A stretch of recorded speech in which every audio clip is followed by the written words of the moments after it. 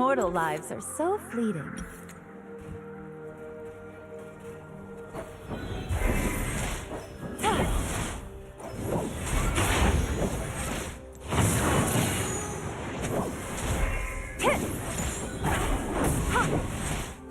A body nourished, a soul fed. Feel this!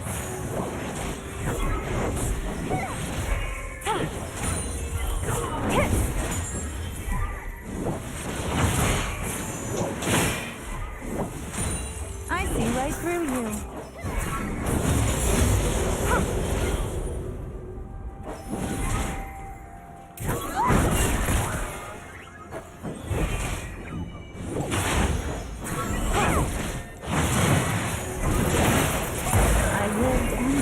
An eternity.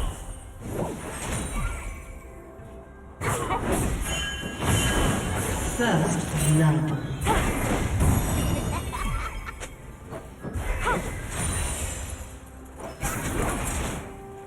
An ally has been slain. This place reminds me of home.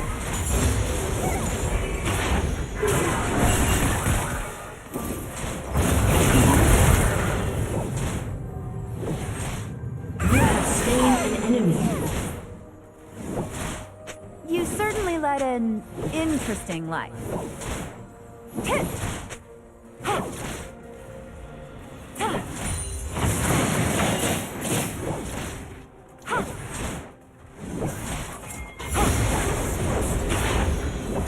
An enemy has been slain. An ally has been slain. Fun to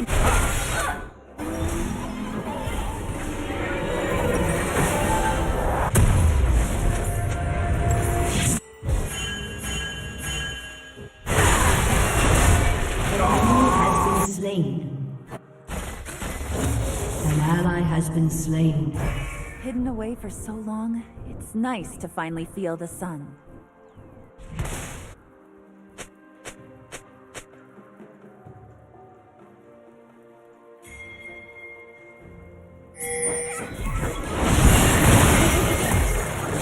How sweet. Live with no regrets.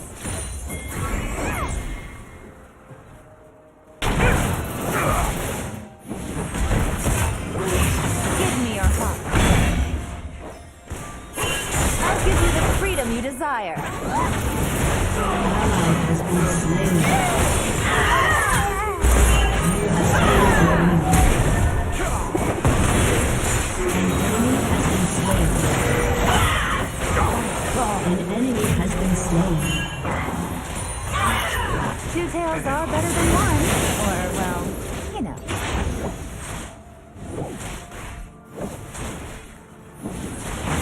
Quick as a fox.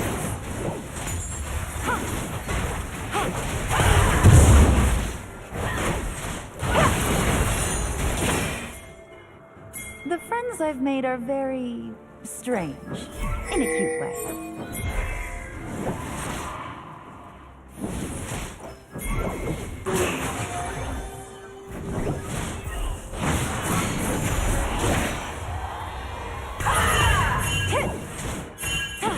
An enemy has been slain. Light on my feet. I'm living my best life. I don't bite much.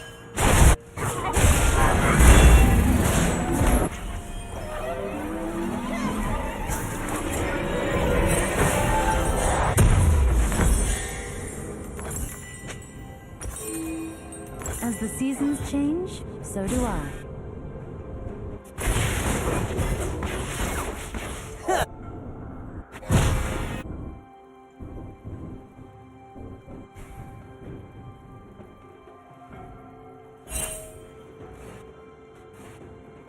It took me too long to realize how beautiful life can be.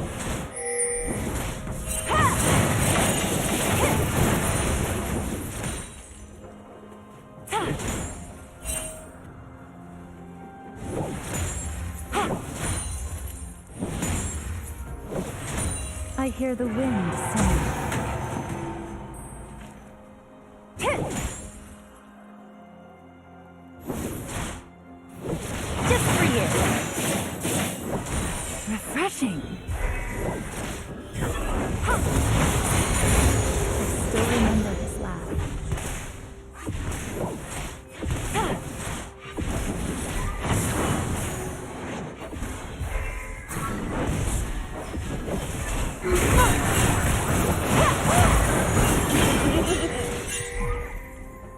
There's beauty in even the smallest moments. Not so fast!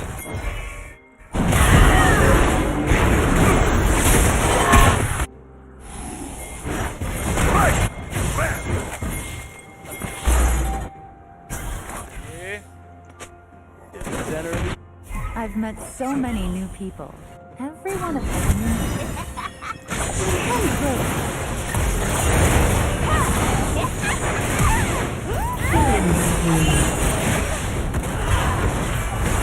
Life is shorter than you think.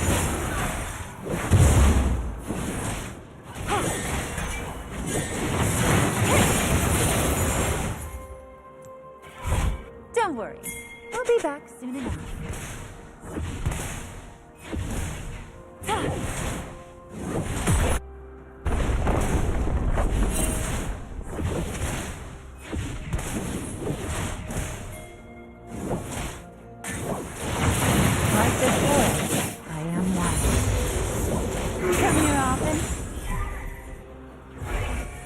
An enemy has been slain.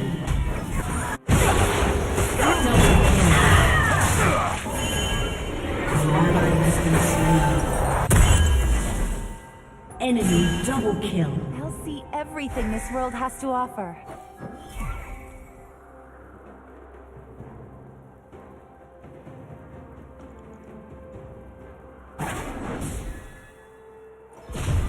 Shut down.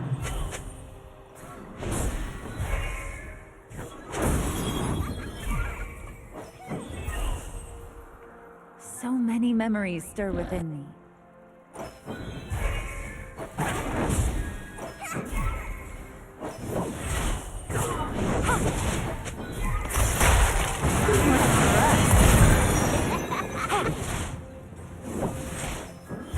The world is mine to discover.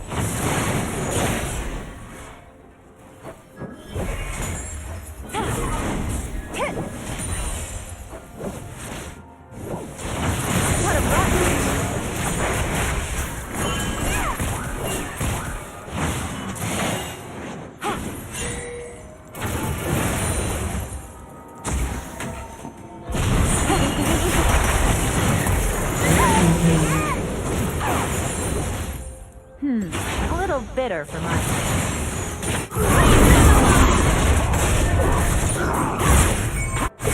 Shut down.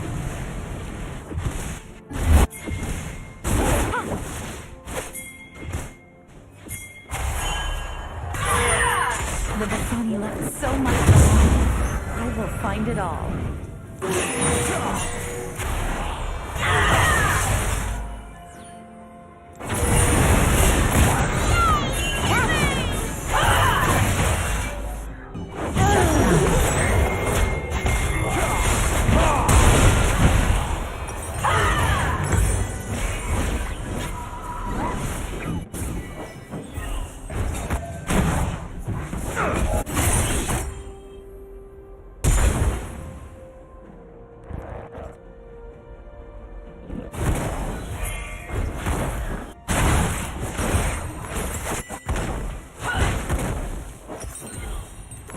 There's beauty in even the most painful moments.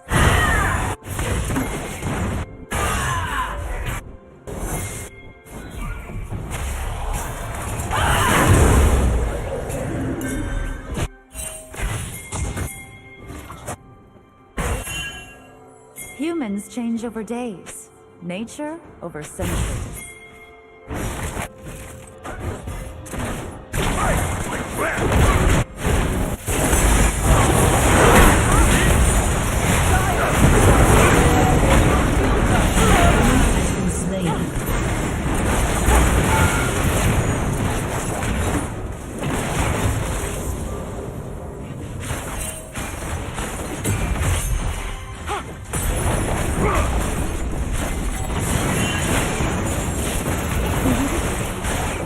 Them chasing their tails.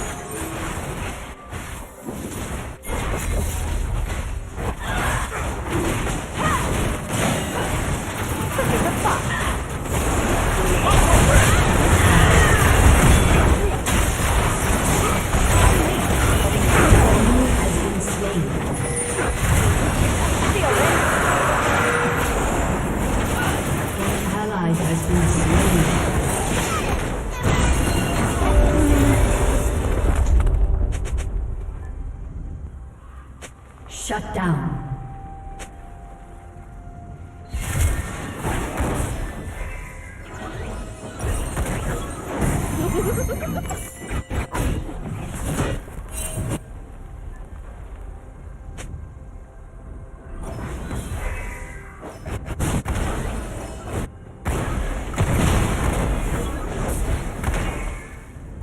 I may have 9 tails, but I have unlimited lives.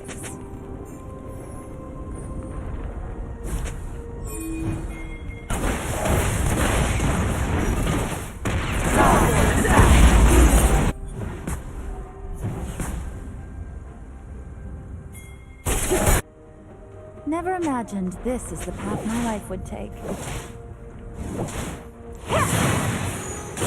Light on my...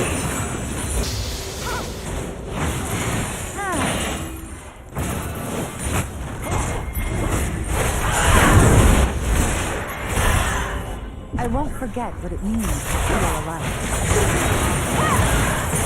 An enemy has been slain.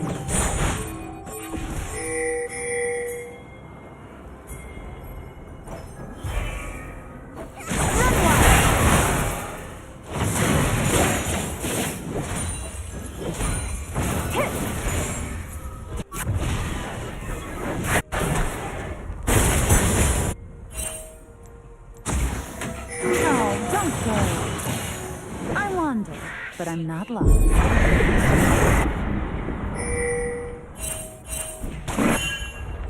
Your team has destroyed a turret.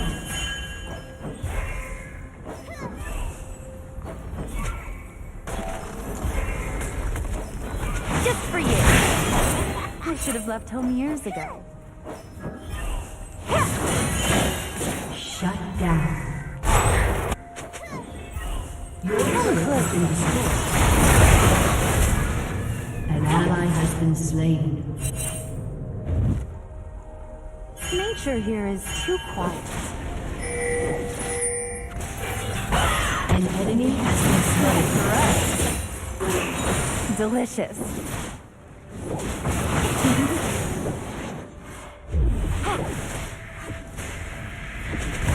So much I want to see sunset.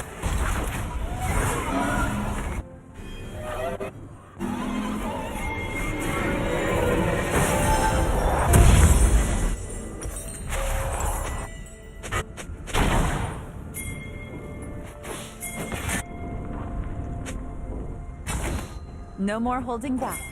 I go after what I deserve.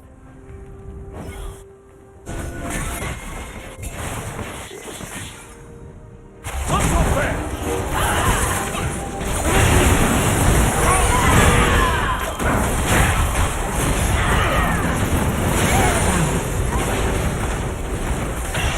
Let's go!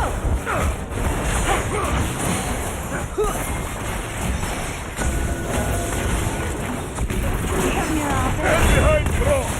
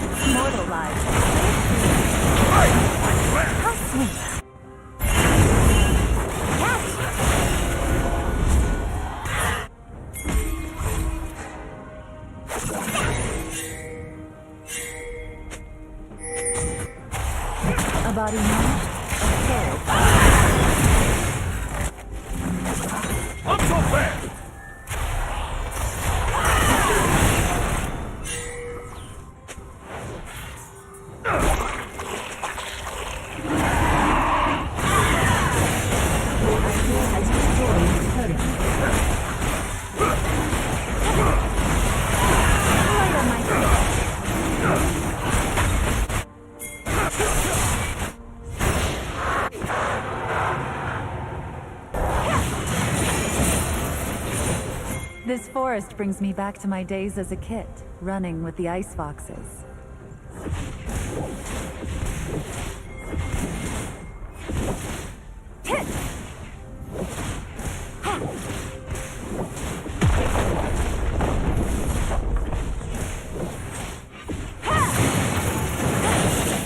Remember this.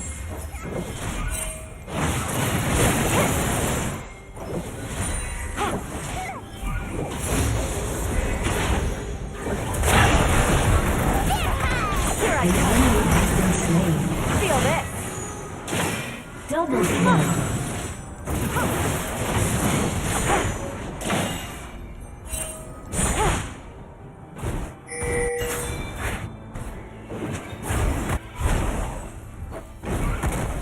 Come to see new sights with me. Your team has destroyed a turret. Unstoppable. Let's run. Shut down. Oh, don't go.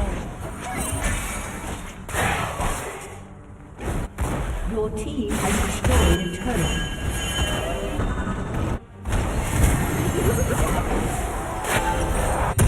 This place reminds me of home.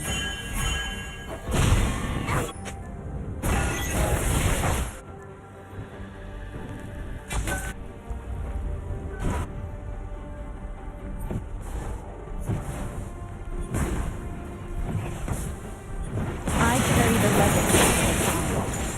Come closer.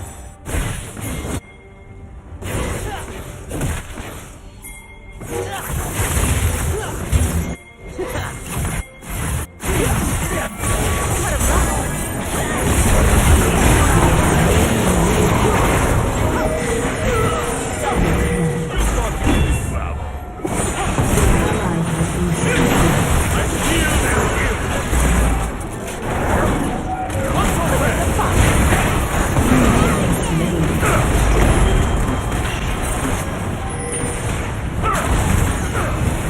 Shut down. An enemy has been slain.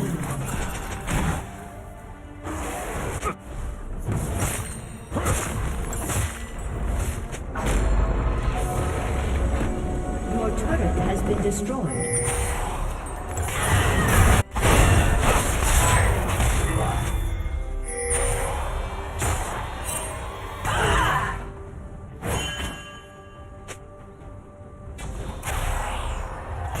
I'll remember An that. enemy has been slain.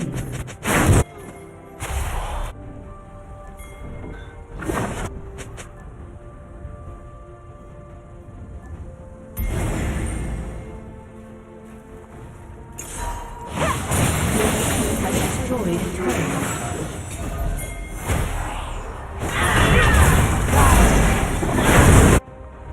An enemy has been slain.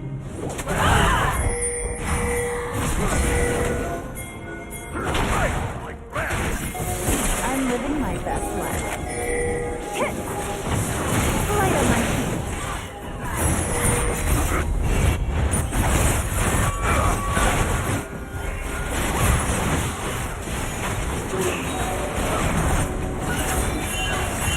As the seasons change, so do I.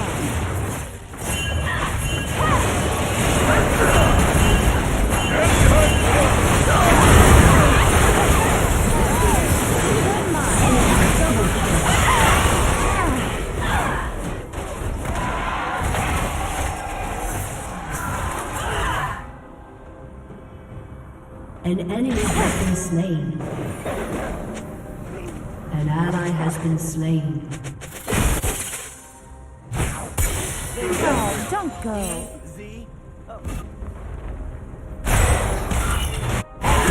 More fun. Killing spree. Just for you.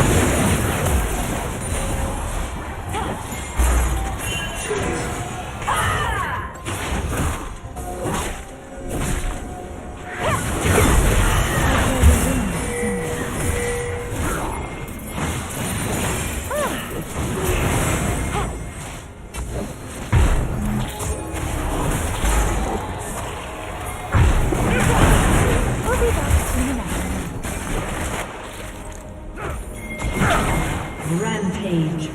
peace. Right, like that.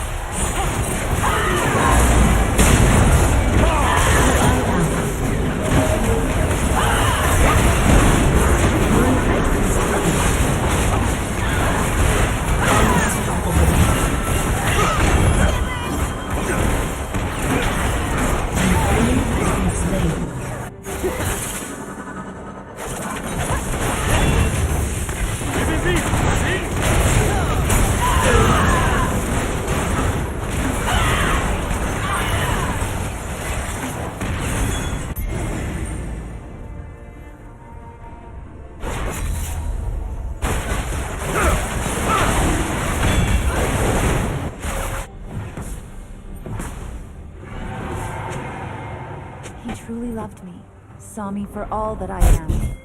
I'll never forget that.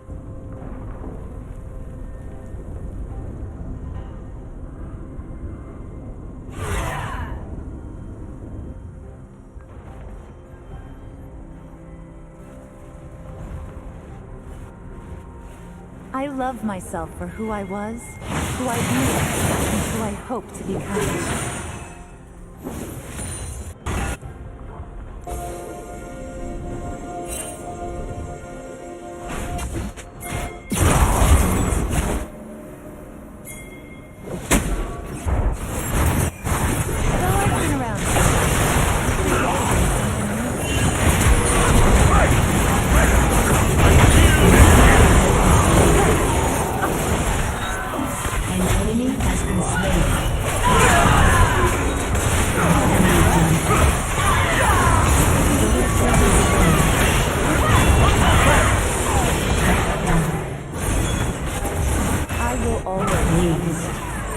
But I won't keep running tonight.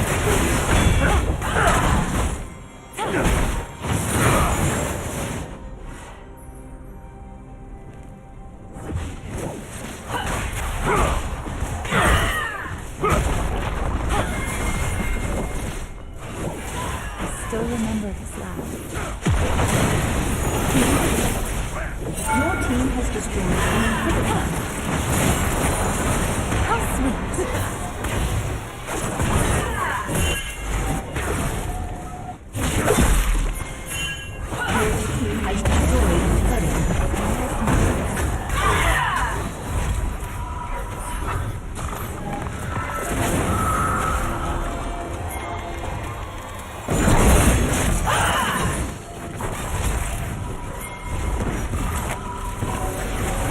Like this forest.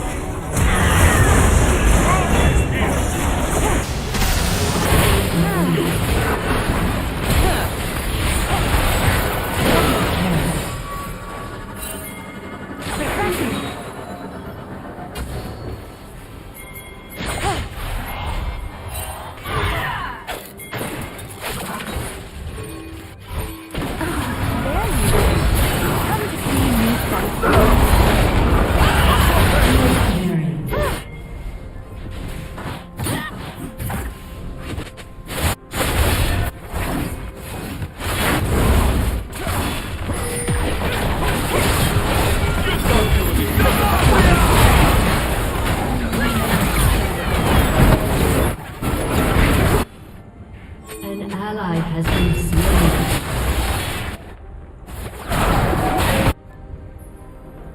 Shut down.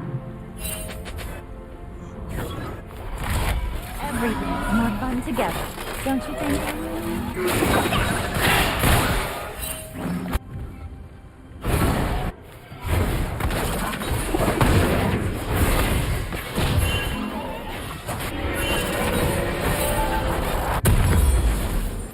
The air smells so much sweeter without the black mist.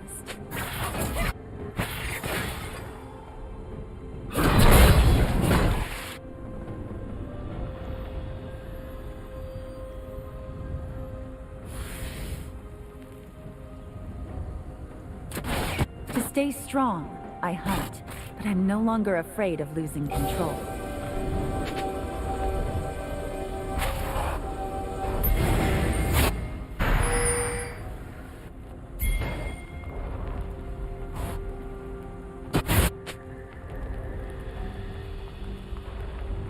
The trail the Vasani left. I'll follow it where it takes me, and then forge my own way.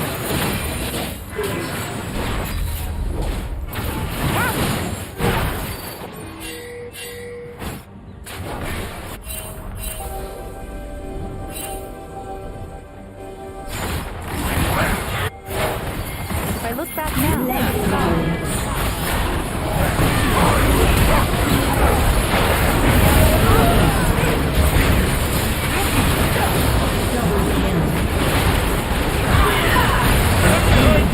Slain.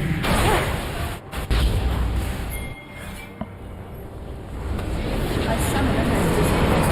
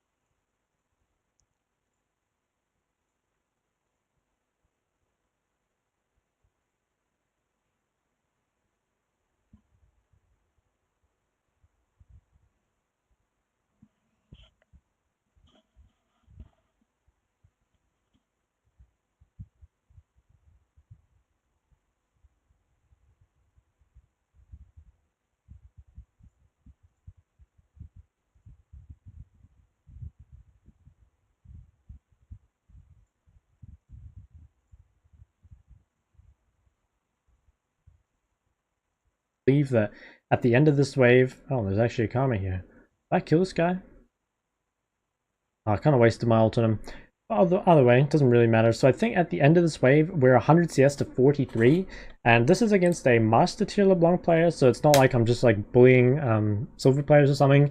This is something that I can do somewhat reliably in high elo if I get the right matchup. So to kind of summarize range versus range in general, it's a lot about cooldowns, a lot about punishing people when they go for CS, and then there's a lot you can do with the wave control to affect the matchup. Again, I've done so many range versus range already in my various champion guides as well as in my lane-like videos, so I recommend checking those out if you want more kind of like tips on the range versus range side of things. I think range versus range as well is also the most common matchup in mid lane, especially at the moment. It's a very mage heavy meta, so that'll probably help you the most if you kind of watch all those other videos as well. So for our next example, we have the melee versus range matchups. Typically in these matchups, you have the advantage in extended trades, but you generally get poked down quite a bit.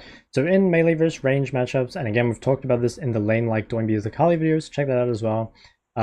But generally in these matchups, you kind of like want to keep the wave on your side in the early game, and you kind of like want more space to run your opponent down. Those extended trades are very, very nice for you generally, and also all-ins, depending on like which champ you're playing, can be good as well. So in the early game, we're mainly going to be looking to just like let these early waves come to us, and we're going to be trying to avoid as much damage as possible. The one nice thing is that melee champions do have very nice access to like runes and items.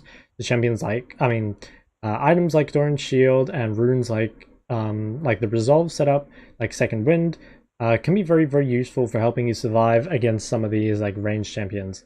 This was a VOD from last year, so don't take Fleet Footwork on Yone anymore, but it used to be the meta. But yeah, you can just see here, we're not doing that much. We're just looking to try and like get CS and avoid taking damage if we can. We're avoiding a lot of Syndra's harass, and as you can see, her mana bar is starting to go down, but our health hasn't really moved. So that's kind of a really, really good situation to be in. Really important, especially against ranged champions as a melee champion, that you don't push in the first few levels, and that's generally because if you push against ranged champions in the early levels, typically you will just get frozen on and it'll be really hard for you to do anything. But you can see like that extended trades go very, very nicely in your favor, and so if you have like more room to like run down the lane, it's like really, really good for you to look for those extended trades. And that's like another reason why you really want the wave kind of on your side. So here, I can't remember if I actually killed this wave or not. I think it was too many. Oh no, I actually held this wave, I guess.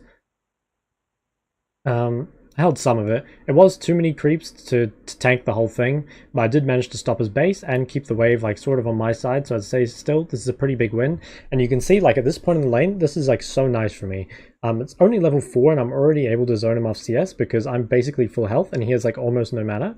So at this point in the lane, I'm like insanely far ahead.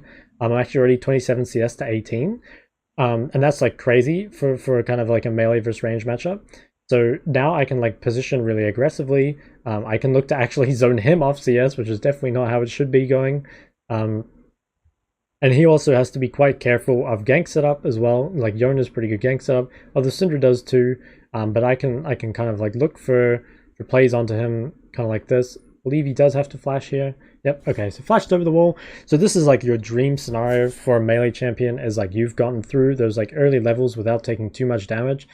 Generally, if you're like a little bit behind in CS as a melee champion, you're actually ahead in the early game. So if you can actually be ahead in CS like this, you're actually like massively far ahead in compared to how you should be. So, and another thing is that especially when you're playing these like extended trade like champions that like run your opponent down the lane, if they ever have to use flash, it's such a big deal because like they won't be able to disengage from like you just like forcing an all in with flash. So I think melee versus ranged, it's a bit simpler, honestly, I think, than range versus ranged. I think a lot of it does depend on like your wave control and how well you dodge skill shots in that, and obviously it does depend a lot on the matchup as well. Here I could have frozen the wave, but I knew he was going to TP back, so I wanted to kind of like force these waves under his tower and just make it so it was like sort of difficult for him to CS. But I think in hindsight, it was probably a mistake just because I did have to be a little careful of his jungler, and he was able to get most of the CS under tower, although he did miss some. So I don't know, it maybe could have been a little bit better if I froze it, but I don't think it was a huge deal overall. And you can see now he is forced to base and the CS is 44, but I think it was about 30, and I get this wave as well. So yeah, I think this is honestly like pretty much all there is to the kind of like melee versus range matchups. I think, you know, similar to other matchups, obviously you look for the all-ins when you can and stuff like that, but if you can just like manage, especially like the first few levels without taking too much damage and kind of like looking to attack their mana bar, that can be really good as well. I guess like the last thing is that once you do have an item advantage, I actually wasn't sure what to buy here, I remember that. It was like when Yone was sort of new. When you do have the item advantage, again, you're like really good at all-ins. So if you can pull the wave kind of on your side, so here, I know Syndra doesn't have flash, and I know I can all-in her super easily. So I'm making a really big effort to kind of keep this wave frozen on my side, because I know it makes it super hard for her to play the game, if I can keep it here. And this is like the case for most melee versus range matchups, and you'll see that every time I do this, Nocturne is forced to kind of come and break the wave, and I kind of like move back aggressively on her, and Nocturne again is like forced to come.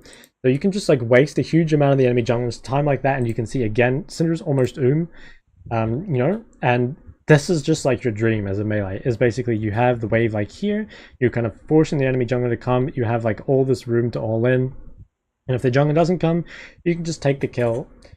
Yeah, so I think to kind of summarize the kind of like melee versus range matchups, again, like punishing cooldowns and looking for all-ins is like really good, the same as any matchup, but the kind of things that are very specific to the melee versus range matchup is how important wave control is and avoiding damage, especially in the early game.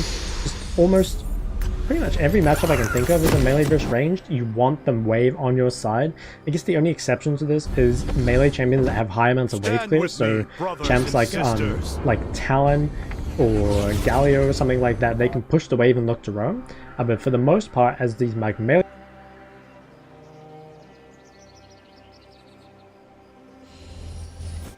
Welcome to Summoner's Rift. Find me greater foes. 30 seconds until minions spawn.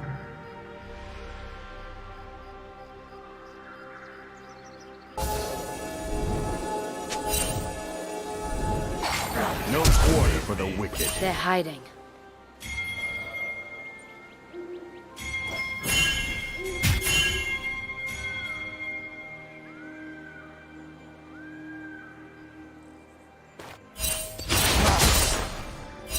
Minions have spawned.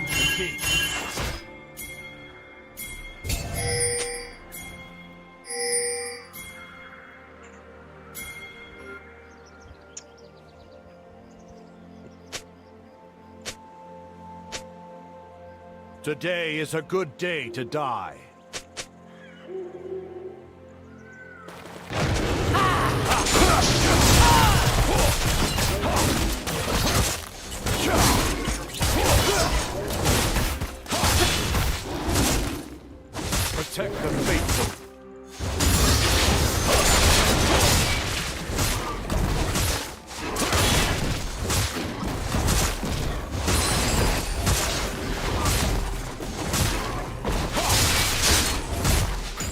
master, now and forever.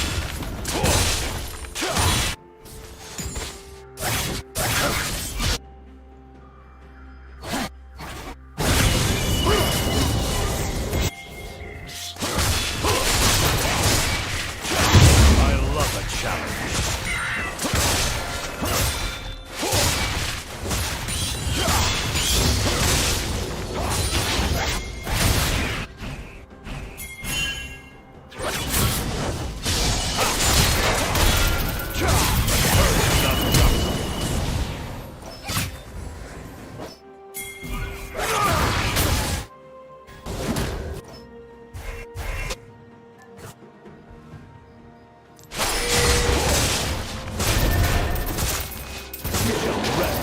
Dead. First blood.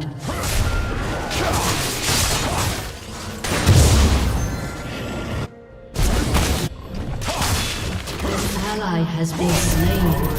But to do and die.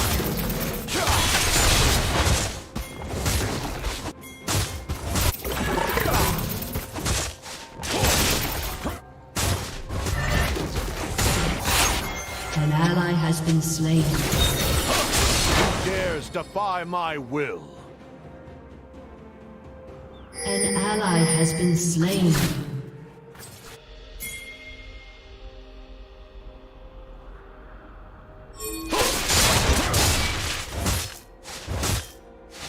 Righteous retribution.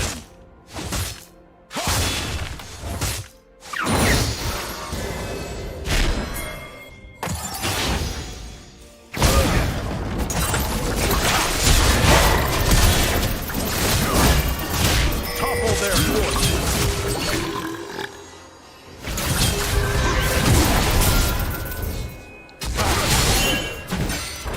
An ally has been slain.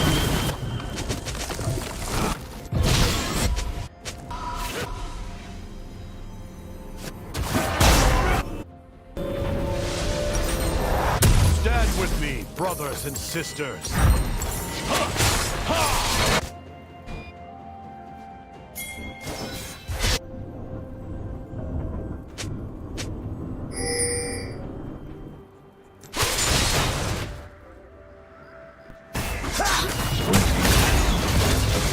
An enemy has been slain. Greater foes.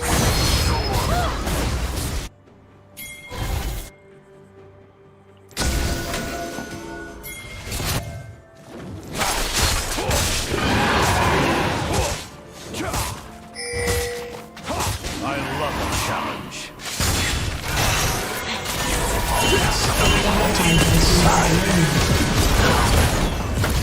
Enemy double kill.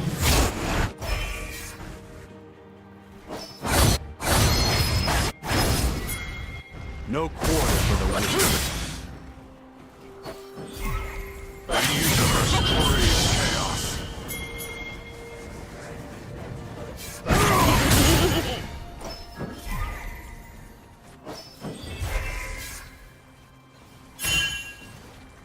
For my father, the king.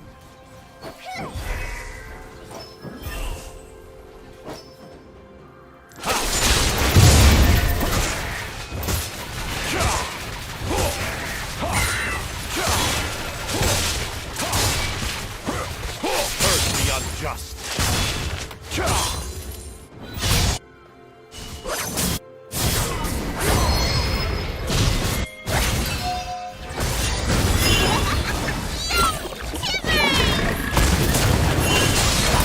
Today is a good day to die.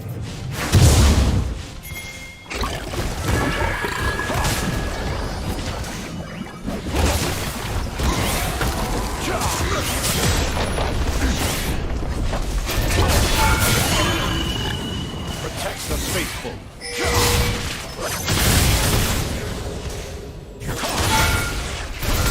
Enemy rampage. Enemy double kill.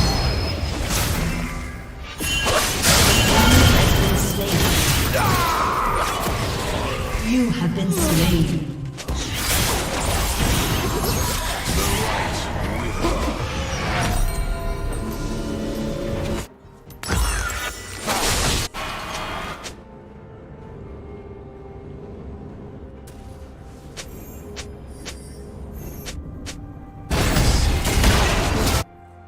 shall rest when we are dead.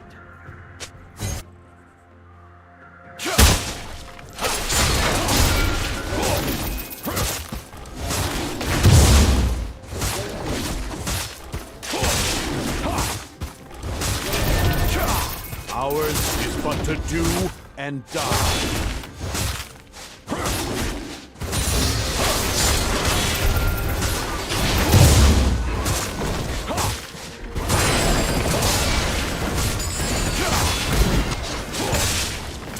An ally has been slain. Defy my will.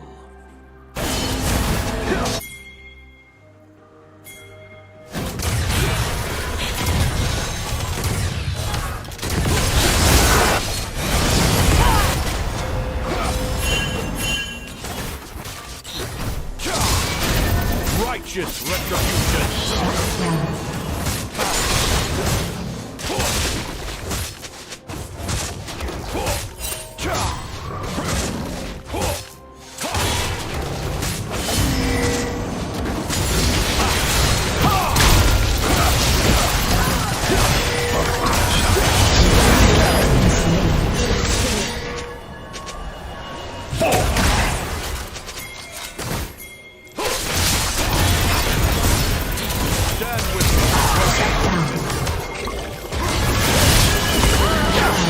Slain. Enemy killing spree.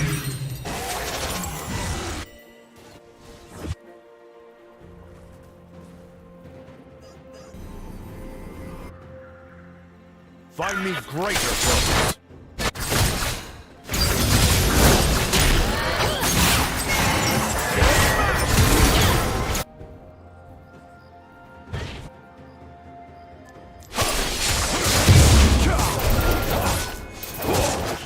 No quarter for the wicked.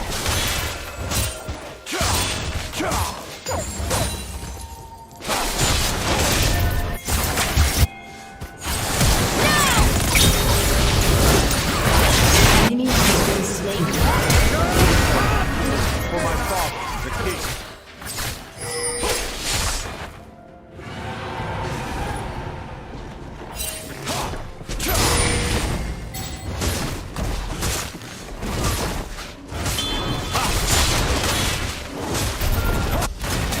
Today is a good day to die.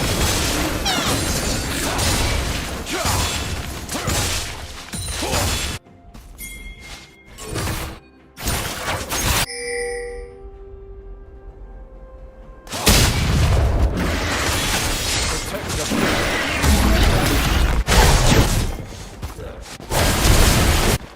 An ally has been slain.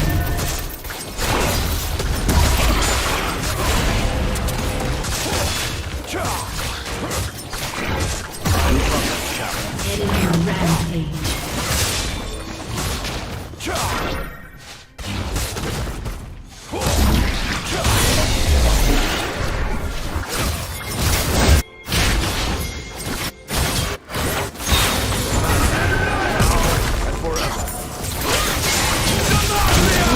Been slain.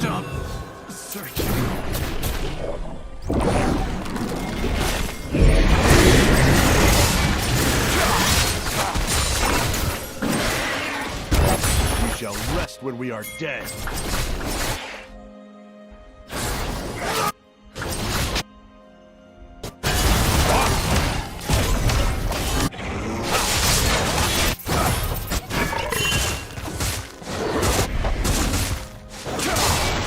Who dares defy my will?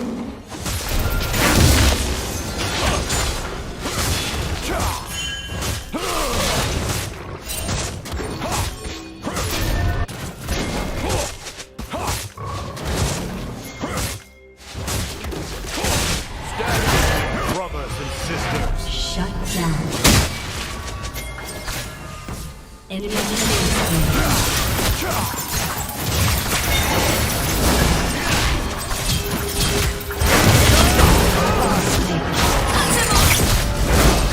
Enemy double kill.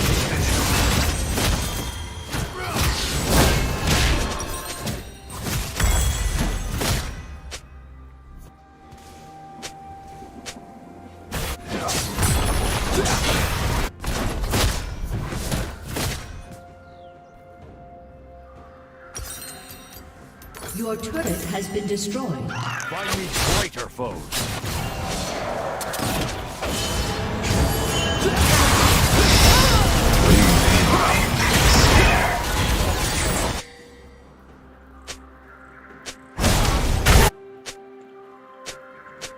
An ally has been slain.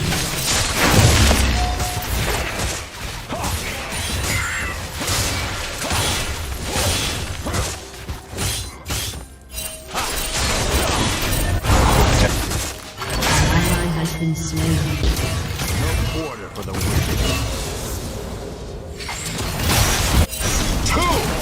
The face.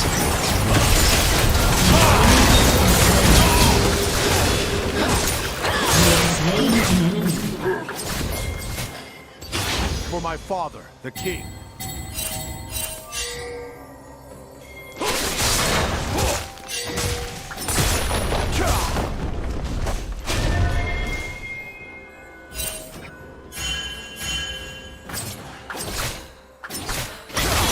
Ours is but to do and die. The enemy has been slain.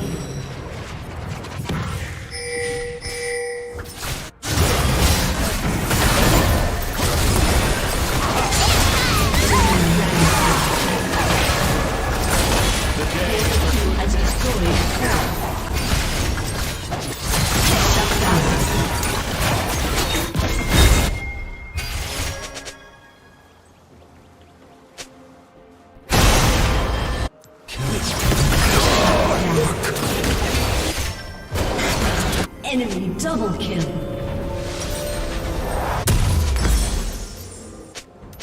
Protect the faithful. Your team has destroyed a turret.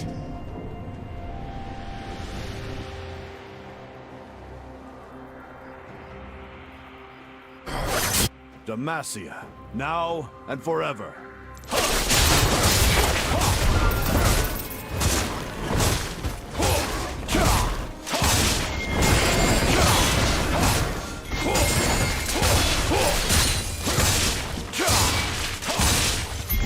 Rest when you are dead.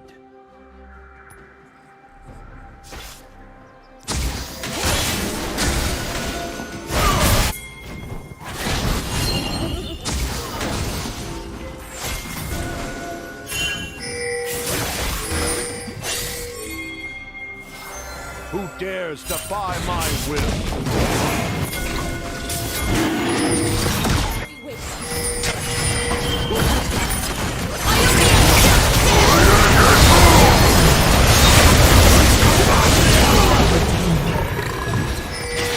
Stand with me, brothers and sisters.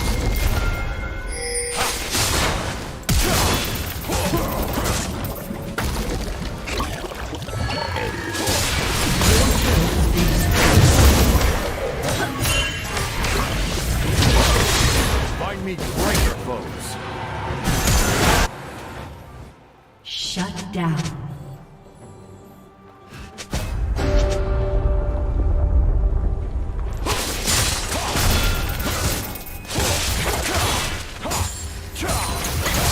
Righteous retribution.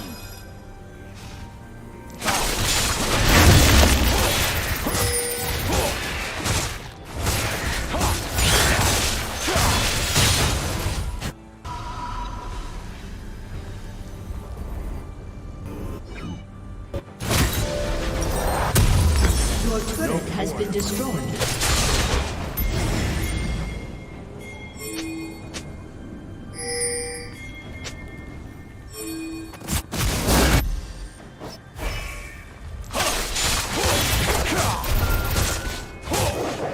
Topple their forces. An enemy has been slain.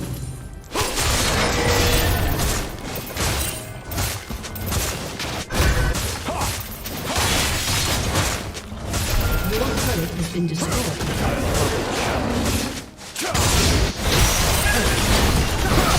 Your team has destroyed a turret.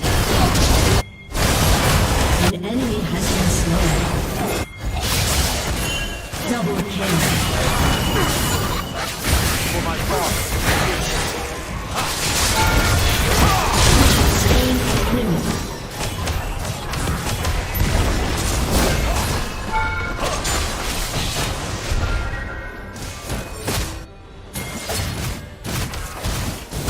Today is a good day to die.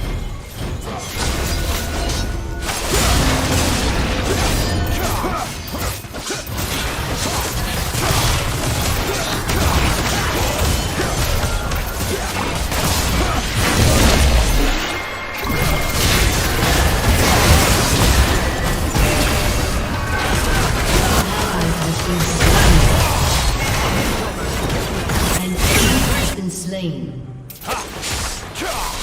Shut down. Now and forever.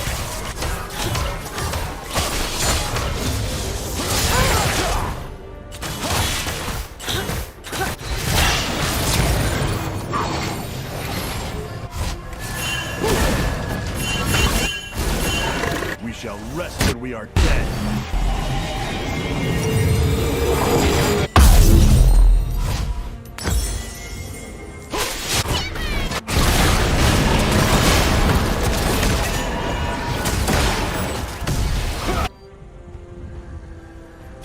Who dares defy my will?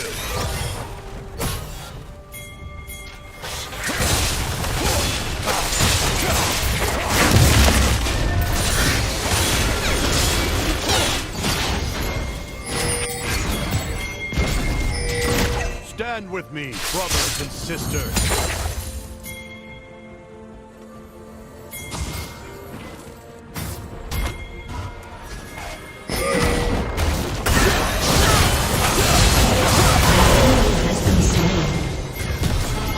Fight me greater foes.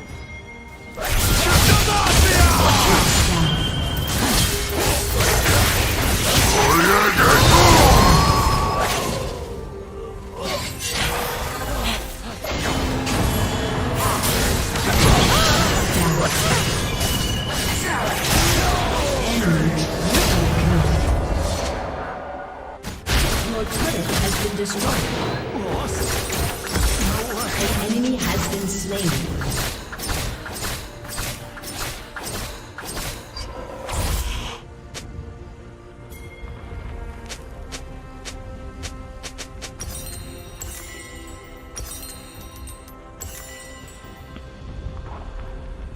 No quarter.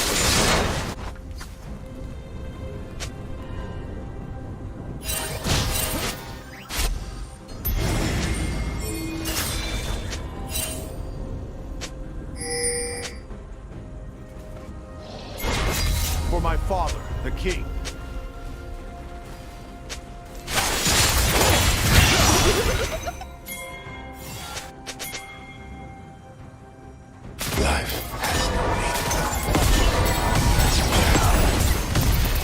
Today is a good day to die.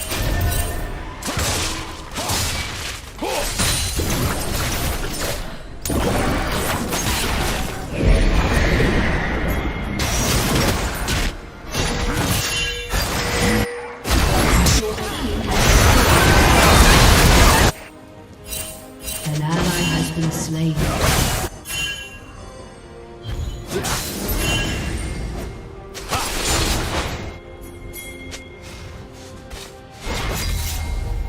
Demacia, now and forever.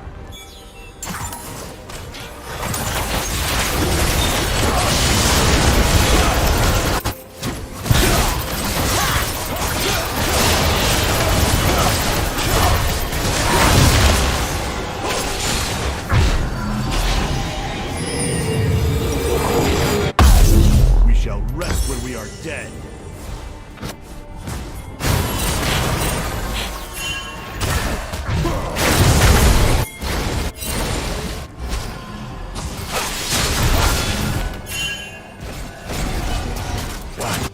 Who dares defy my will?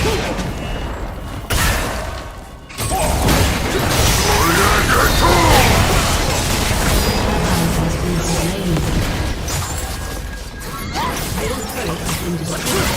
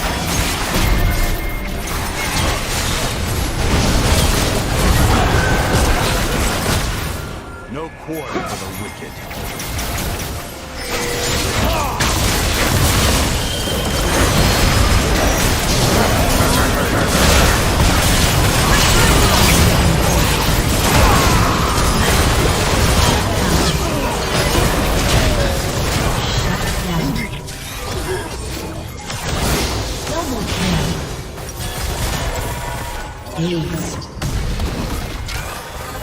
Enemy killing spree. An enemy has been slain.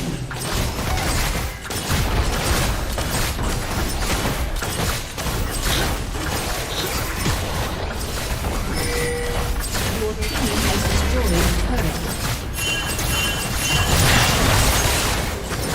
Your team has destroyed an inhibitor. For my father, the king.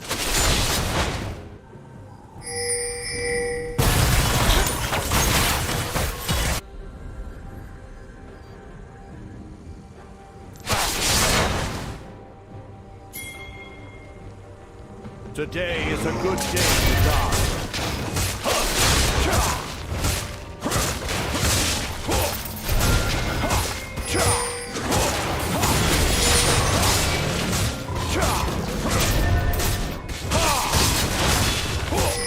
Protect the faithful.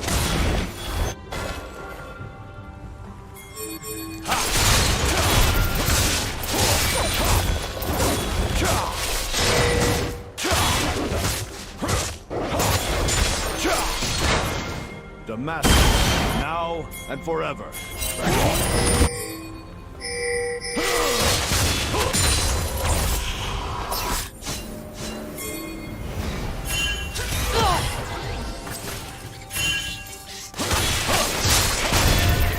Curse the unjust.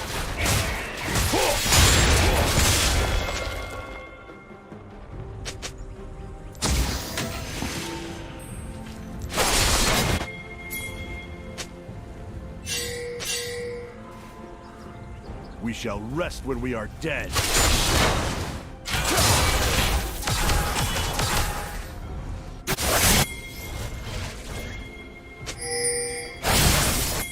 Who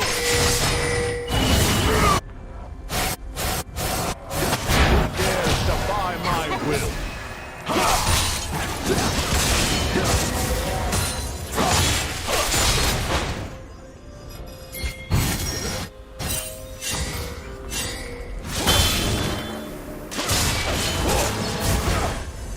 Stand with me, brothers and sisters.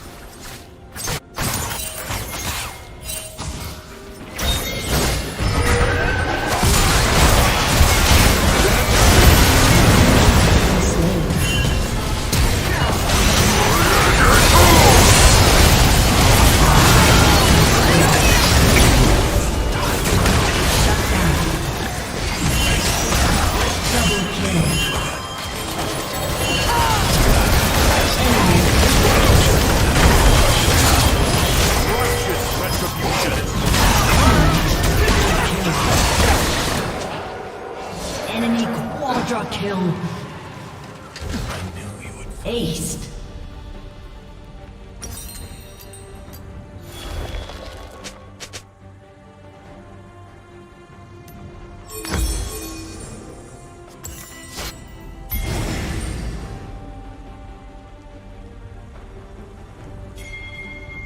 This range, the wave control is actually the most important thing. You really want the wave on your side, just to give you way more options, make you way safer, and make the enemy gankable. So now we're going to talk about range versus melee, and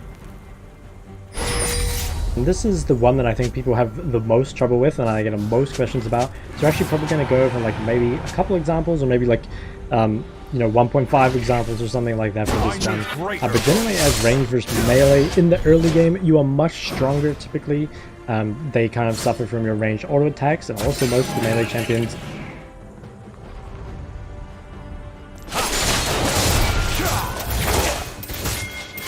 Topple their force.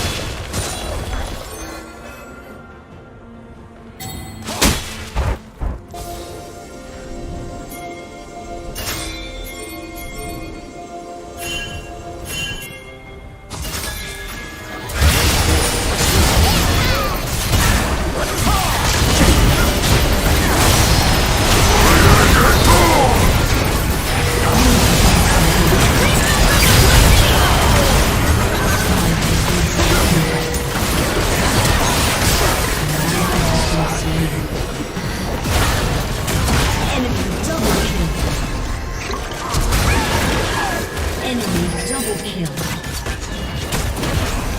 Aced. An enemy has been slain. An enemy's inhibitor is respawning soon.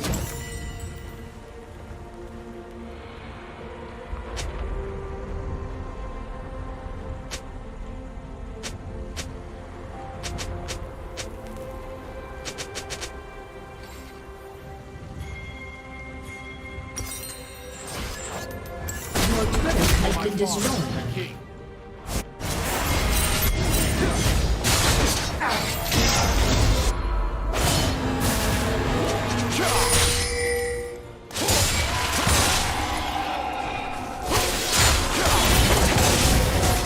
It's a good day to die.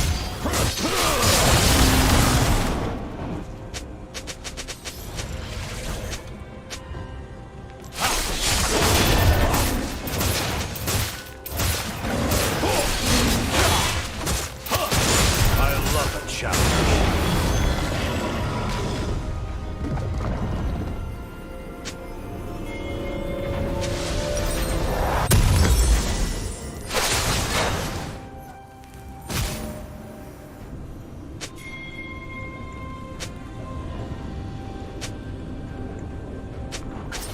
Protect the faithful.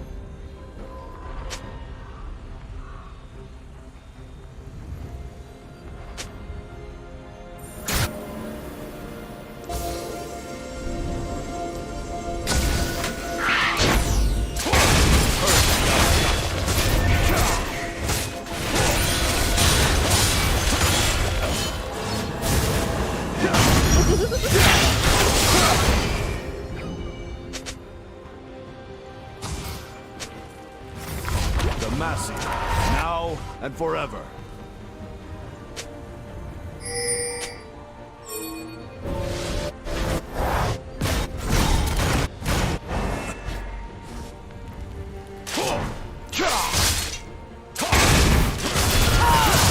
Ours is but to do and die.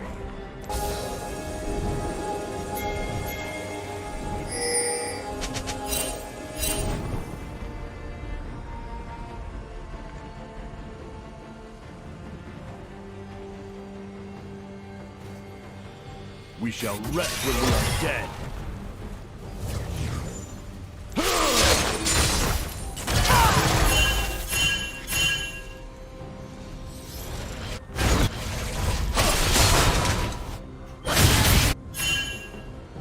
Who dares defy my will?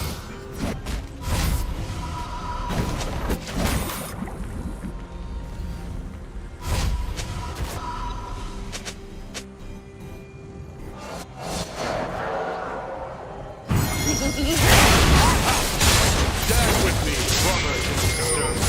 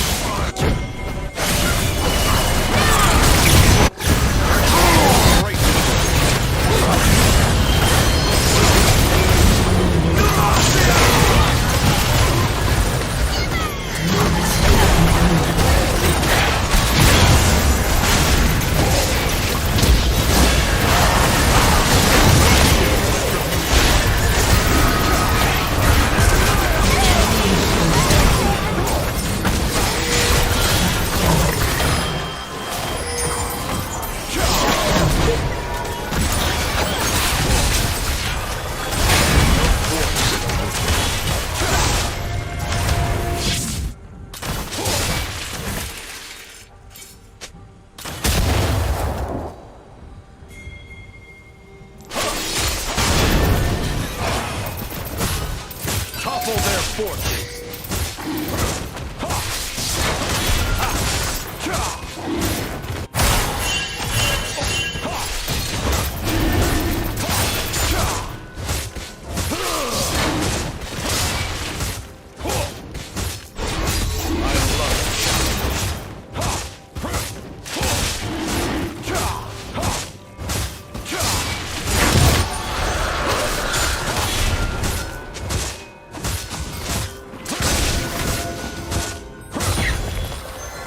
for my father.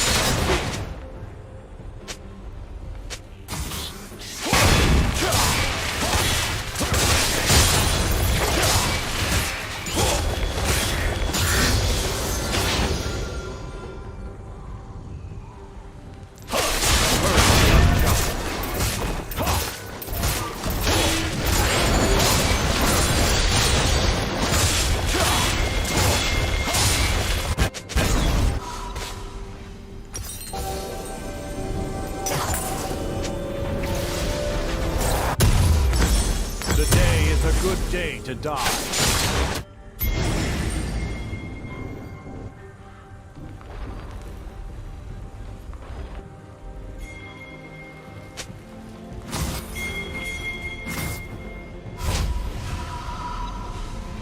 Protect the faithful.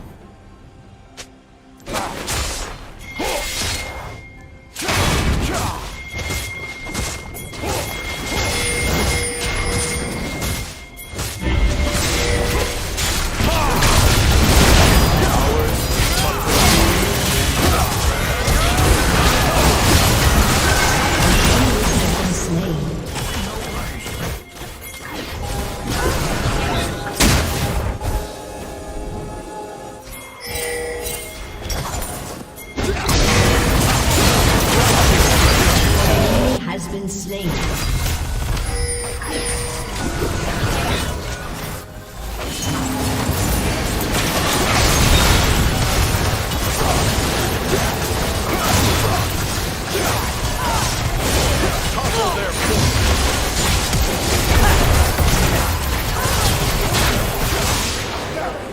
An enemy has been slain.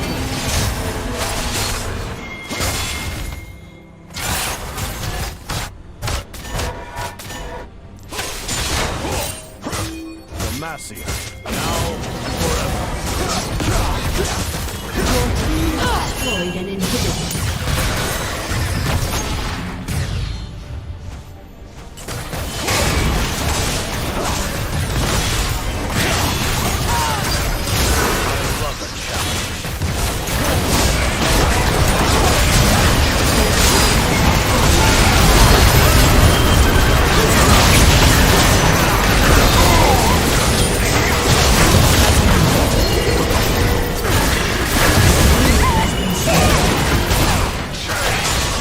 Enemy double kill.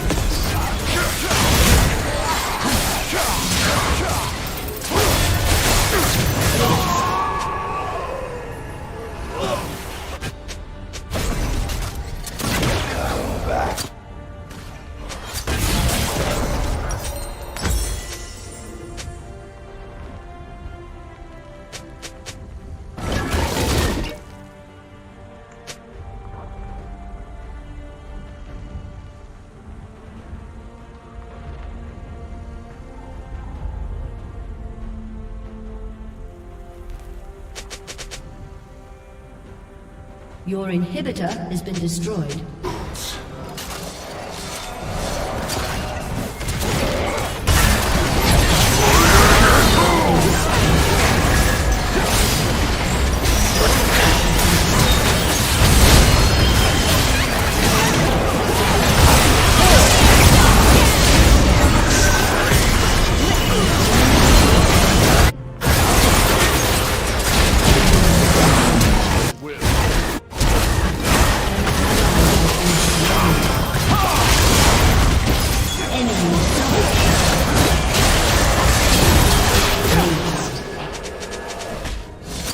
A summoner has disconnected.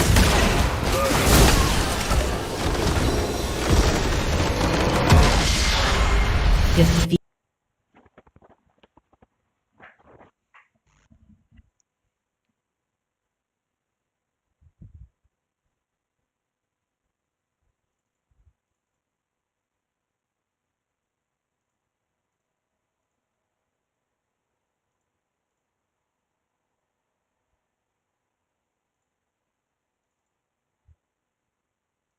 Are either weak until level 3 or weak until level 6. So again, it does depend on the champion. Like there are exceptions, like Aurelia, for example, very strong at level 2 onwards. Honestly, just a really annoying champ to verse. But for a champ like Yone, Akali, they kind of spike at level 6. And for champs like Fizz, they kind of like spike.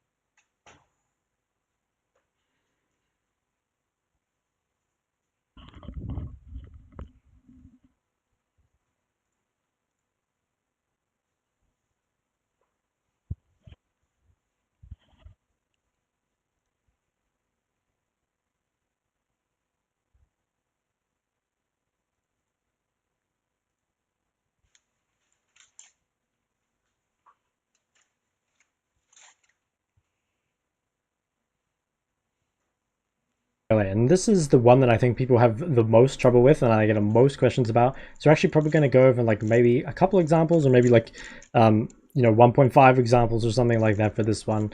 But generally as range versus melee in the early game, you are much stronger typically. They kind of suffer from your range auto attacks, and also most of the melee champions are either weak until level 3 or weak until level 6. So again, it does depend on the champion. Like there are exceptions, like Aurelia, for example, very strong on level 2 onwards. Honestly, just a really annoying champ to verse. But for a champ like Yone, Akali, they kind of spike at level 6. And for champs like Fizz, they kind of like spike at level 3 and then again at level 6. So in these sort of ranged versus melee matchups, we can look to like be very aggressive early game and try and build a big enough lead that once they do kind of like hit that spike or they hit the point where they can start being really aggressive in the matchup, they already have a big enough lead that they can't really do anything about it. The ranged champions, when they can get all in, do want the wave on their side so that they can't get all in. So they're safe from the gank setup, and so just generally they can like farm it out and they're not really under any threat. So here we can mainly see I'm just harassing Yone whenever he goes for CS. And I know that just in general, I win trades against Yone in the early game just because of, again, champion difference. Like in the early game or in the pre-6 especially, Vex is stronger than Yone, and it doesn't really matter how he trades, he's still going to lose like pretty much either way. So in this sort of like range versus melee matchup, yeah, we're just going to keep looking to harass him early, and eventually we'll have a big enough lead in kind of like gold and XP that there isn't really going to be like much he can do anymore. So just continually pushing this in. The only thing I would really need to be careful of is the enemy jungler. Yone does have like pretty good gank setup, but we only really have to care about it when he has his Q3 ready, and also Lilia isn't the greatest ganker, so we don't have to be insanely scared, but in other melee or other range versus melee matchups, you might need to care a little bit more. I'm not so sure what the CS advantage is at the moment. I think it's pretty significant, probably. Yeah, so it's like 24 to 15 at the moment, and we both have Ignite, so it's like sort of hard for anyone to get just like a TP reset, but we're just continually like making sure that whenever he goes CS that he gets at least contested for, or he gets like sort of punished for it, making it difficult for him just to like scale for free. We really want it to be that when he hits level 6, that he is like far enough behind that he can't just like all in us. You'll find that if you do fall behind to a melee champion, like if they hit level 6 and you guys are like even or you're even behind, that it'll be very, very difficult for you to play out the kind of like early mid game. Once you get to late game, I think range champions typically do have the advantage again, but typically in the mid game, melee champions are much, much stronger. And that can be very, very difficult to deal with. So here, this is like pretty sad. Honestly, like despite me missing Q, I still hard win the trade. Hey everyone, welcome back to another video. So today we're going to be going over jungle tracking and warding. Put simply, it's going to be a guide on how not to die to ganks. We're going to go over quite a few conceptual things, but I will provide some like in-game examples as well. And of course, everything will be timestamped in the description below. So if you just want to skip ahead, like go ahead. Yeah, so let's get straight into it. So the first broad concept we're going to go over is the concept of hugging or leaning. So this basically means that you hug or lean to the side of the lane that you know is safe. And you should be looking to do this at pretty much all times.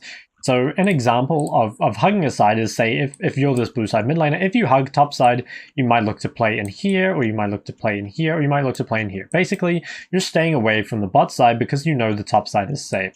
So the concept of hugging is pretty much just all comes down to identifying what side of the map is safe.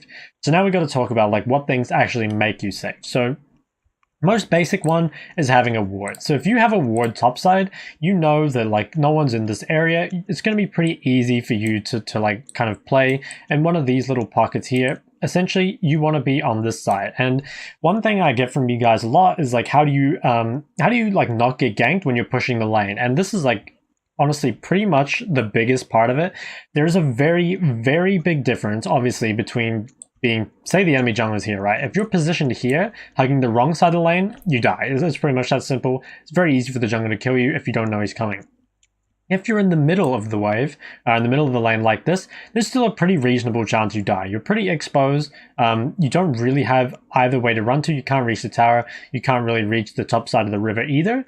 So you're still quite vulnerable in this position as well. But if you heavily hug to a side like this, either positioned here, or if you're pushing them really heavily under your tower and you're positioned here, you're actually quite a bit safer. And, you know, especially when you're under the tower. If you're here, you're so much safer than if you're here or here. And those are pretty small differences, but they really just make an entire world of difference between like you being gankable and killable and not.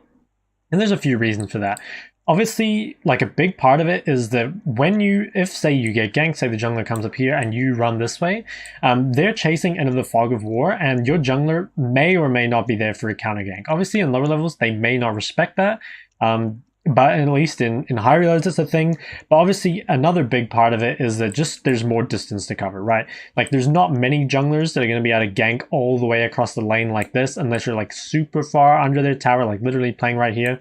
Also, if you're a mobility champion, it makes it a lot easier, right? Like if you're playing something like Azir, LeBlanc, you know, Fizz, whatever.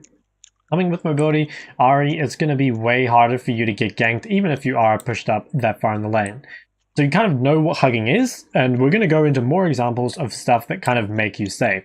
So obviously, we said this first one here is having the ward, but the next one is actually just knowing where the jungler is. So for example, if you had somehow seen the jungler, like you had seen him on a ward or something here, and you know he's bot side, even without having this ward, it's very easy for you to just hug away from him, because even though you know you don't know that he's not, well, I guess like you don't have vision of him here, right? But you knew he was on this side, and it's like it's so long for him to walk around that you know he's pathing bot side. So in that situation, even without a ward, the top side is still your safe area.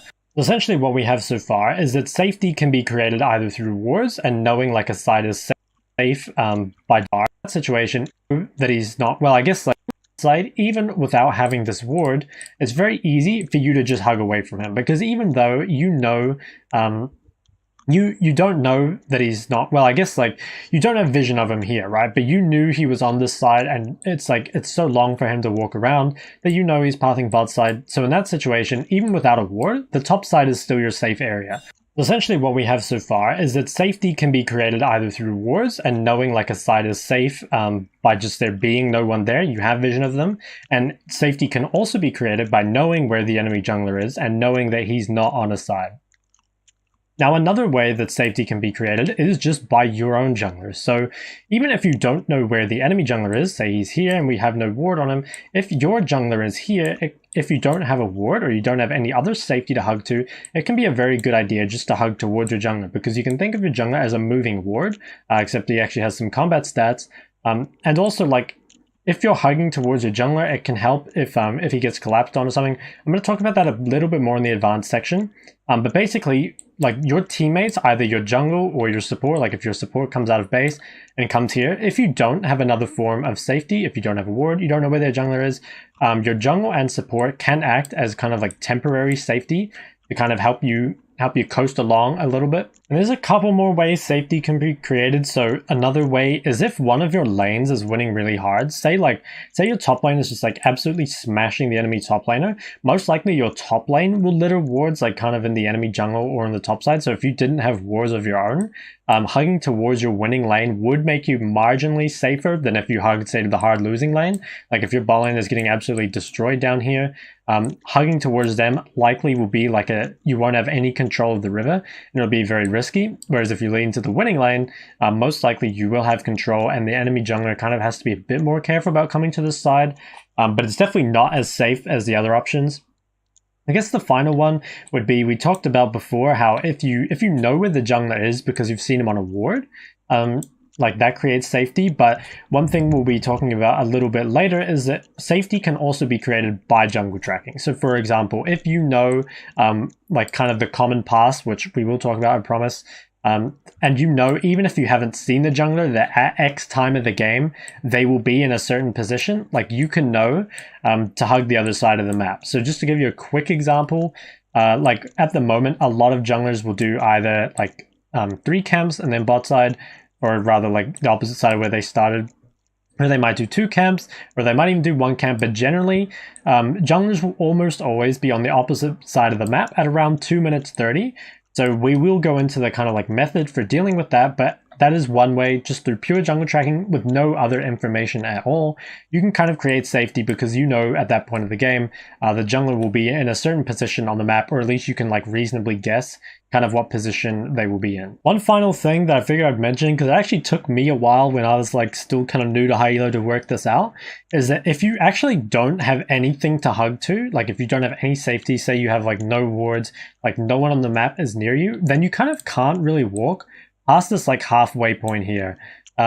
If you don't have like any vision at all, it's really hard for you to ever walk past this line. You kind of need to look to like play quite defensive, either here or maybe even closer to your tower, depending on what jungle champion they are. So you kind of, a good way to kind of get into the habit of this is when each new wave comes out of base. So say the wave passes your tower, just like quickly take a moment to like snap your eyes to the mini map and kind of quickly assess like where is safe, like where you should be hugging to. And if there isn't a place to hug to, then you probably shouldn't push that wave. You should probably just keep it in the middle, or let it come to you. So there's kind of like 2 kinds of wards that are most effective. I'd say wards, there are maybe 3 types. So okay, if you can get a ward on an enemy jungle camp like this, obviously it's very valuable because it tells you a lot of information. You know, if the enemy jungler ever shows on this camp, you might know what other camps they've done, and you might see where they're pathing afterwards. This also shows you quite a lot of paths. Like for example, you know, if they walk through here, if they walk like up here, you know, there's like a lot of different information that this ward will show you basically. And comparing this, say, to a ward that isn't very valuable would be something like this. So while this ward does provide some sort of protection against a lot of junglers, it'll be like too little too late because like their like ganks are too strong basically. Also, it doesn't really tell you anything about the river. People can easily walk past it and like gank your other lanes, like go into your jungle. Basically, this is the kind of ward that's pretty useless, honestly. And it's like a very big waste because wards are such a long cooldown that you actually do kind of need to get value out of each of your wards. Otherwise, you can be left with and like gank really tell you anything about the river. People can easily walk past it and like gank your other lanes, like go into your jungle. Basically, this is the kind of ward that's pretty useless, honestly.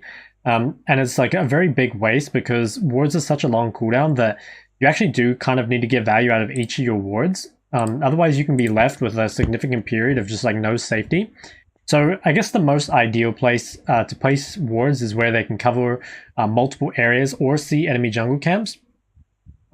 If you do know what side the enemy jungler is on, it can be very good to place a ward on their side. So for example, if you know that the enemy jungler had started like this side and that he's going to be on the opposite side at around 2:30, then placing a ward here can be very valuable because you know, like, okay, there's a couple of things here. So you could just lean away from him knowing that he's bot side, but actually if you can place a ward to spot him out, it does quite a few things for you because, like, one, it does give you a guaranteed confirmation. Like, even if he shows here, like, you're going to have tons of time to react, so it doesn't really matter as long as you're hugging your ward in the correct location. If he goes into your jungler, it tells you, goes into your jungle, it tells your team. If he just goes back, it tells your team, and obviously if he's going to gank bot, it does give them a little bit of extra warning. So if you can, placing a ward on the side you think the jungler will be is quite good. If you're not really sure, like if you actually have no information and you don't know where the jungler started, like for example, if he solo started or maybe he did Raptors or something, and you just have like no idea where he is, then you probably want a ward on the side that your jungler is at around 2:30. So if you're a jungler, well, let's say your jungler started bot and they end up here and you basically don't know where to ward, it's probably best just to ward to your jungler side. And that's because if you don't know where their jungle started, if you have like extra safety, basically this will give you like 2 pockets of safety. You'll be able to run to your ward and you'll be able to run to your jungler. It also means that if their jungler ends up in a situation where they're actually going to contest your jungler 1v1, you're going to see it on the ward, and also if you're hugging correctly, you'll probably be able to move to it first, like you have the inside track before the enemy mid does. And now, even though I've just like kind of briefly said it, I believe that the best times to use your wards are generally at 2:30 and 4 minutes. So I'll quickly explain that. So when the jungler starts up here, almost always they will be on the opposite side at around, you know, about 2:20, 2:40, it depends on the champion, but basically if you ward on the side that you think the jungler is going to be at, so say you ward here or you ward deeper, at around 2:30, you should spot them out and it should provide you like with an area of safety that you can play to. Another thing is that when you place this ward, the way the cooldowns line up is this 2:30 ward actually lasts for 90 seconds, so it lasts to 4 minutes, and that's actually when you get another ward. So basically, if you ward at like 2:30, you then get another ward at 4 minutes, you can kind of give yourself pretty much 100% safety coverage for, I would say, about the first 6 minutes of the game. And again, this is something that I'm going to go into at the very end with like the method that I think is like most applicable. But yeah, so we've kind of like talked about like where to put them and like when to use them. I think that like 2:30 and 4 minutes are definitely like, it kind of depends like what jungle champ you're versing, but that's definitely the most standard. And if you're not really using a timing already, I'd recommend using that. So to give you guys just a really quick example of what this looks like in a game. So this game here, I'm playing Lucian versus Xayah. I know the enemy jungler started as red buff. So at around 2:30, I'm going to want to drop a ward on the top side. You can see my Diana isn't really in a position to create any safety, and neither of my other lanes are. So basically, if I skip ahead a little bit, at around 2:25, 2:30, I'm going to come drop a ward in the topside river that's going to make me completely safe as long as I play kind of in this area somewhere around here. If maybe you're not gankable at all, like either you have too much mobility or the enemy jungler is just a really weak champion, you can instead look to just like place your wards like in their jungle. It's always like more valuable to get wards like deeper in their jungle, places like this. Gives you more information. 2:30, you should spot them out and just to ward to your jungler side. And that's because if you don't know where their jungle started, if you have like extra safety, basically this will give you like 2 pockets of safety. You'll be able to run to your ward and you'll be able to run to your jungler. It also means that if their jungler ends up in a situation where they're actually going to contest your jungler 1v1, you're going to see it on the ward, and also if you're hugging correctly, you'll probably be able to move to it first, like you have the inside track before the enemy mid does. And now, even though I've just like kind of briefly said it, I believe that the best times to use your wards are generally at 2:30 and 4 minutes. So I'll quickly explain that. So when the jungler starts up here, almost always they will be on the opposite side at around, you know, about 2:20, 2:40, it depends on the champion, but basically if you ward on the side that you think the jungler is going to be at, so say you ward here or you ward deeper, at around 2:30, you should spot them out and it should provide you like with an area of safety that you can play to. Another thing is that when you place this ward, the way the cooldowns line up is this 2:30 ward actually lasts for 90 seconds, so it lasts to 4 minutes, and that's actually when you get another ward. So basically, if you ward at like 2:30, you then get another ward at 4 minutes, you can kind of give yourself pretty much 100% safety coverage for, I would say, about the first 6 minutes of the game. And again, this is something that I'm going to go into at the very end with like the method that I think is like most applicable. But yeah, so we've kind of like talked about like where to put them and like when to use them. I think that like 2:30 and 4 minutes are definitely like, it kind of depends like what jungle champ you're versing, but that's definitely the most standard. And if you're not really using a timing already, I'd recommend using that. So to give you guys just a really quick example of what this looks like in a game. So this game here, I'm playing Lucian versus Zia. I know the enemy jungler started as red buff. So at around 2:30, I'm going to want to drop a ward on the top side. You can see my Diana isn't really in a position to create any safety, and neither of my other lanes are. So basically, if I skip ahead a little bit, at around 2:25, 2:30, I'm going to come drop a ward in the topside river that's going to make me completely safe as long as I play kind of in this area somewhere around here. If maybe you're not gankable at all, like either you have too much mobility or the enemy jungler is just a really weak champion, you can instead look to just like place your wards like in their jungle. It's always like more valuable to get wards like deeper in their jungle, places like this. Gives you more information, but obviously it's a lot riskier, and it takes a lot more time, so it is quite a lot of investment. And depending on what kind of champions you have, like it can have a really big reward or it can actually have no reward at all. So I wouldn't really recommend this unless you kind of you can punish them. Like for example, if you know they're going to be low in their jungle, you get a ward, you can spot them out and kill them, or you know they're a champion that like can't really gank you at all, so you just like want to track them at all times. Those can be times you look for that, but otherwise I kind of just suggest keeping the vision to somewhat near you. So good spots would be like here on the top side, or you know here, you know, depending what side you're on. Just like those sort of wards will generally do the most for you. Now another thing is actually your warding can change depending on what kind of jungler you're against. So there's a few things you need to think about. One is if the enemy champion can jump walls, because that means that a path like this becomes much more likely when they like cross the wall, come behind here, or you know, like this, sometimes like this. You'll see paths like that from champs like Lee Sin, champs like Jarvan. You know, there's like a lot of different champs that can do this. So that's one thing you need to keep in mind, and you don't need to change your wards that much against it. It just means that, say, a ward in the river might not be like as valuable as like having one that like kind of covers like the other entrance they can come from. A more extreme example would be champs that gank from really long range. So think like Hecarim, Zac, Shaker, Nocturne, Evelynn, basically champs where no matter where you put your ward, if it's anywhere near your lane, it's kind of like too little too late. So in general, these are just champs that are very hard to deal with if you have immobility. And if you place a ward somewhere like here, it's actually just not going to help you at all.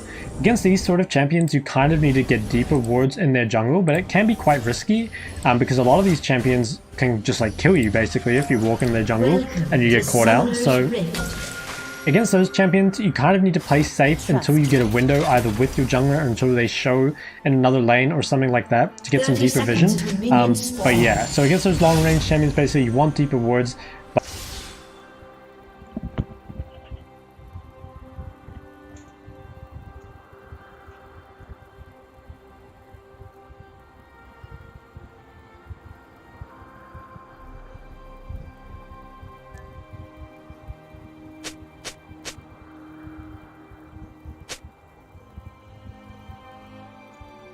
Minions have spawned.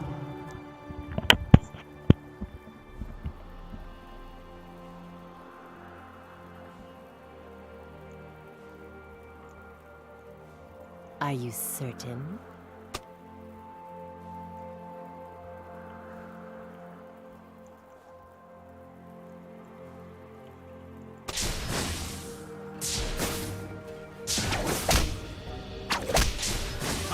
Watch closely.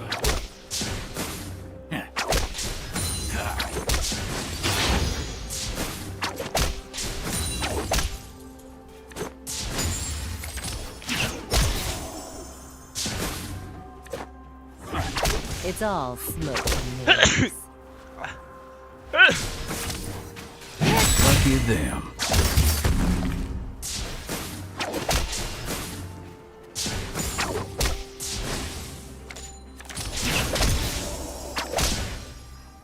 What a treat.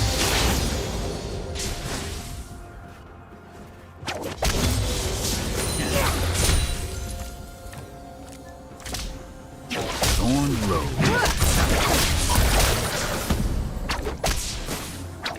Looks can be deceiving.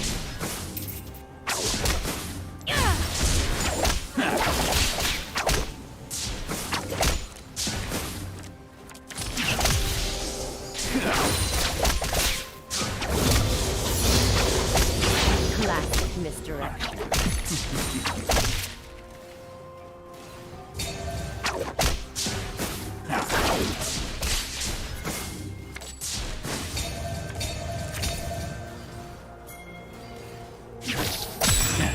Time to make an appearance.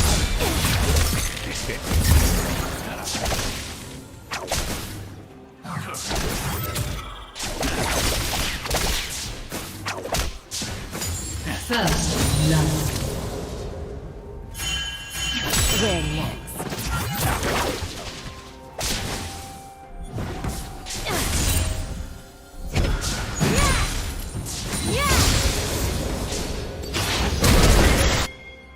An enemy has been slain. Patience, summoner.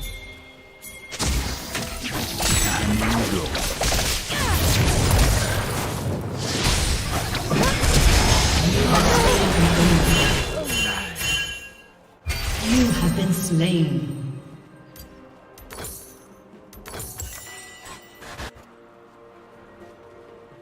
Would I lie?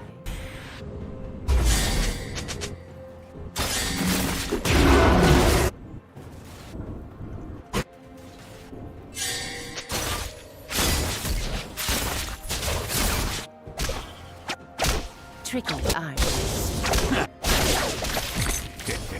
Eyes open.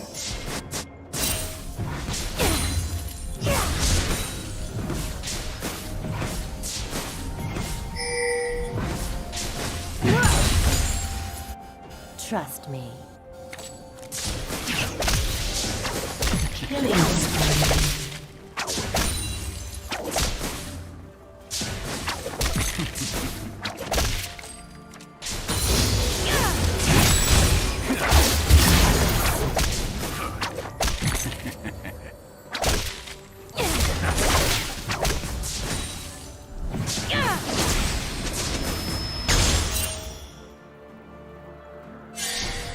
An enemy has been slain. It's all smoke and mirrors. No.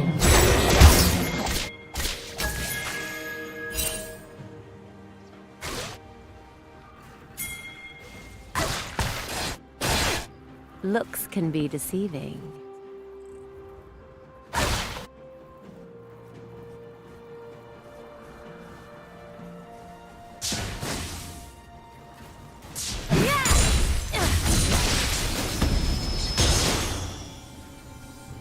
There's no escape.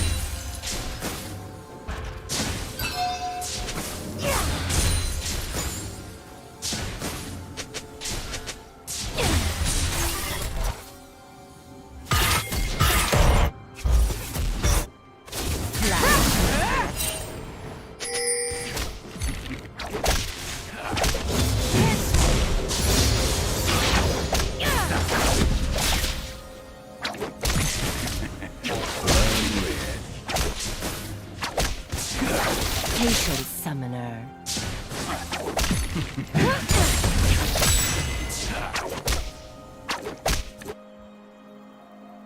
Shut down.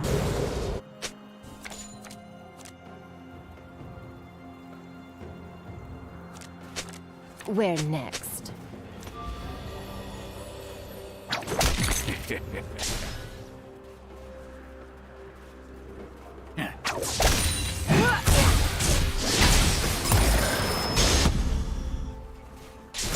Would I lie?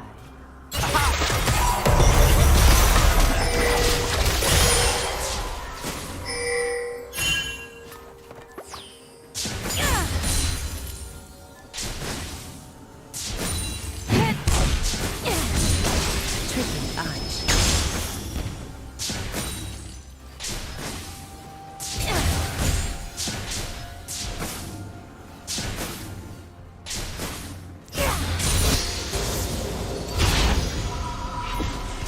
A summoner has disconnected.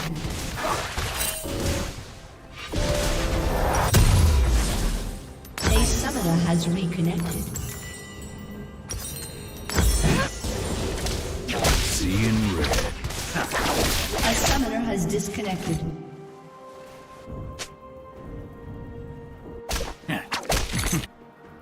Trust me.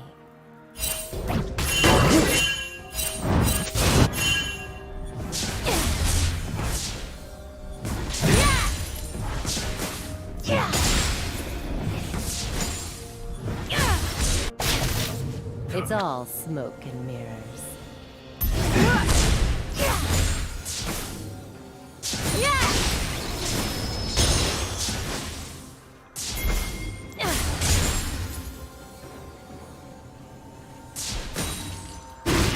Classic misdirection.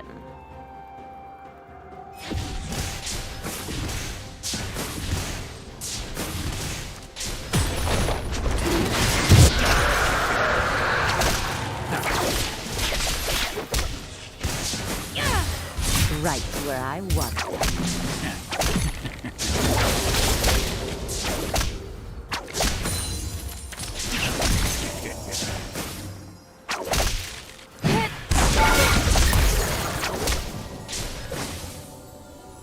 Looks can be deceiving.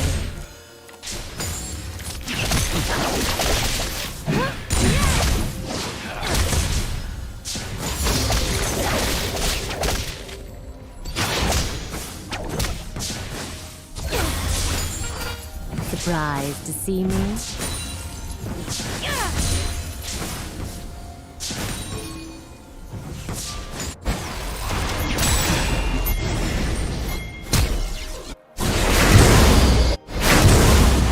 An enemy has been slain. Where next?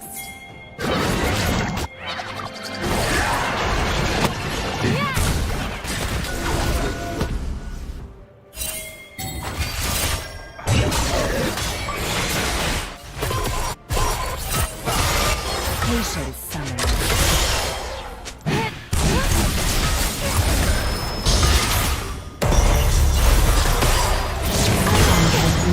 Can't touch me!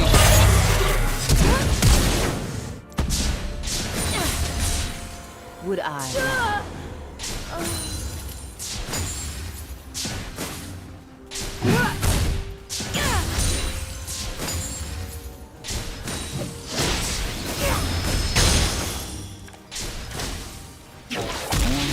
Tricky eye.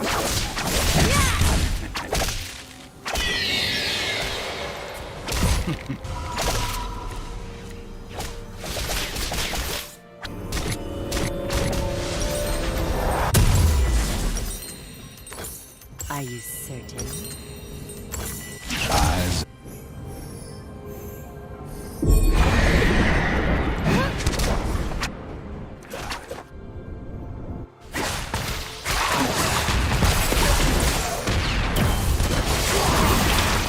It's all smoke. Has been slain.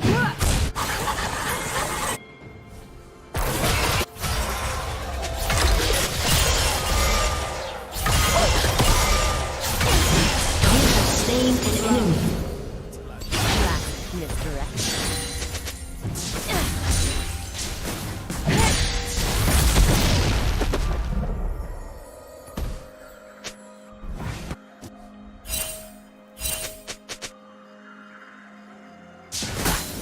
Trust me.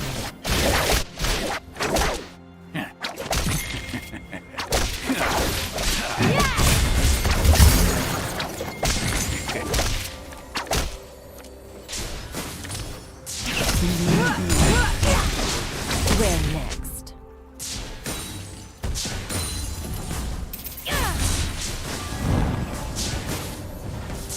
An enemy has been slain. Double kill. Killing spree.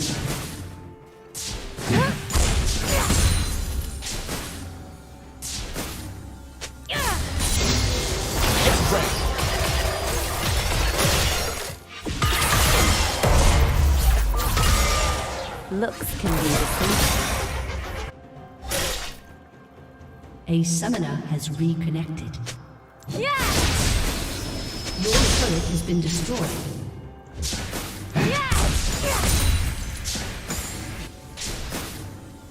Would I lie?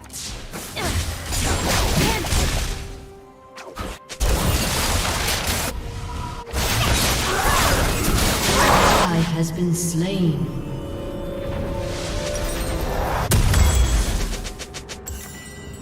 Tricky, aren't you?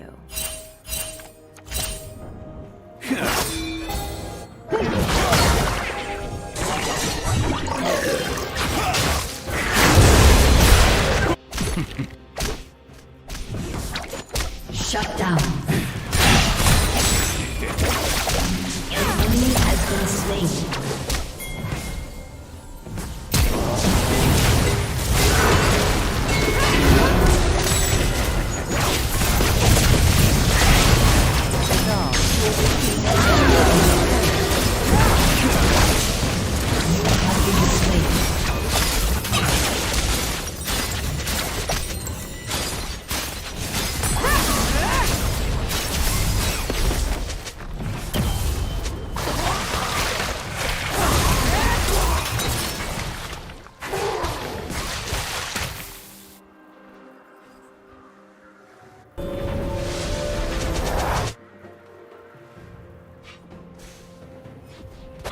Classic.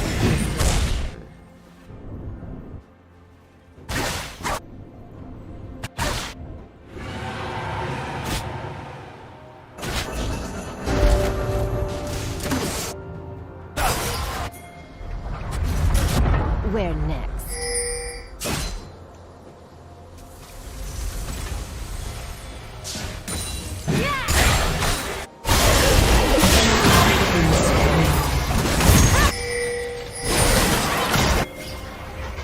Trust me.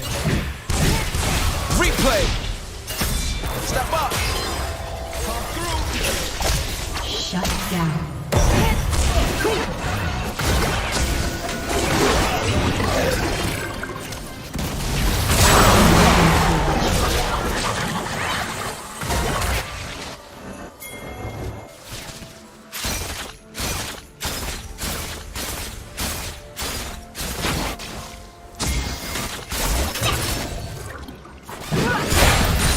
Would I?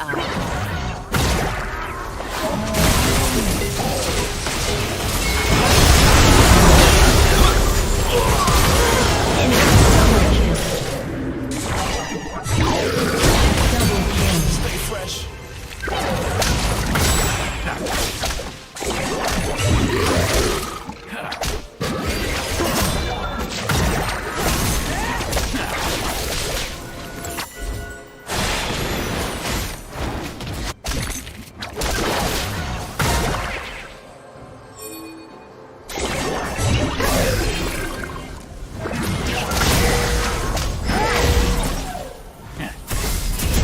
Looks can be deceiving.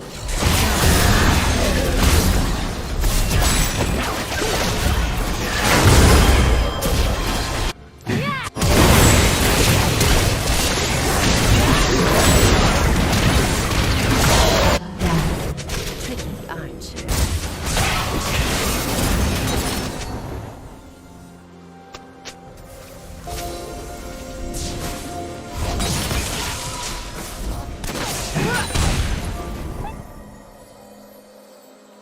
Are you certain?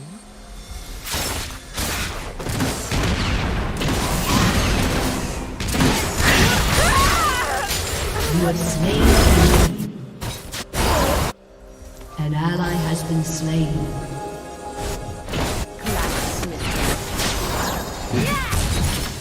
Your turret has been destroyed.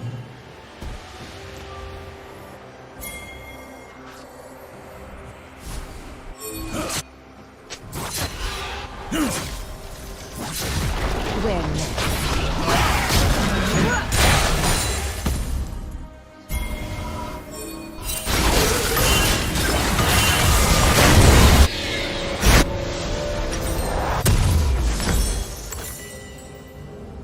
Trust me.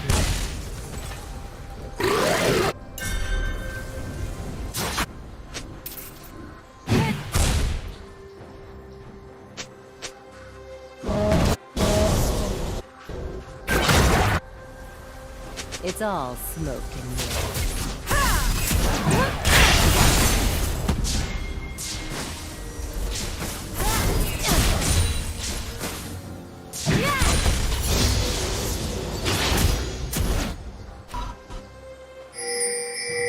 Would I lie?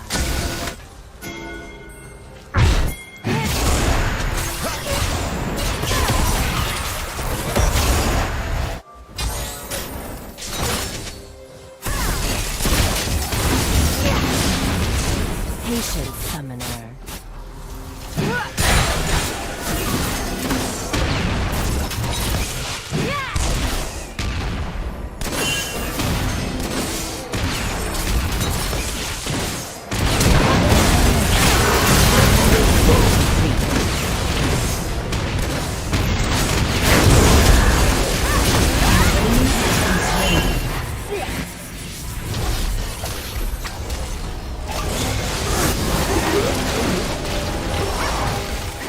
Looks can be deceiving.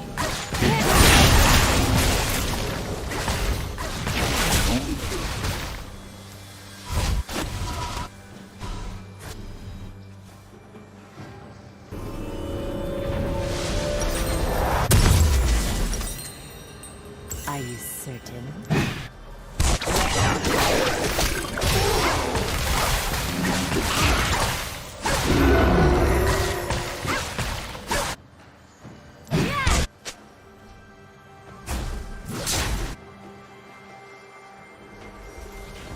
Tricky, aren't you?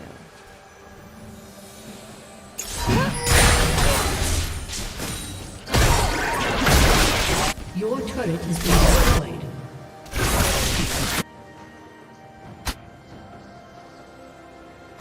Where next?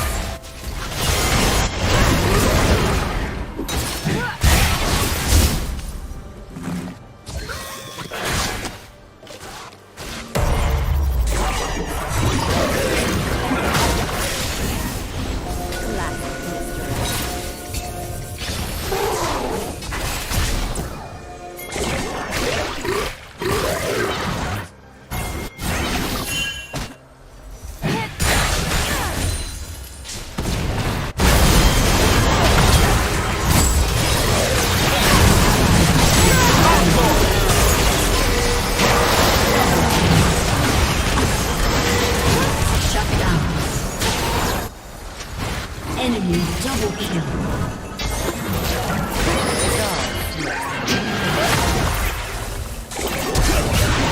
Ally has been slain.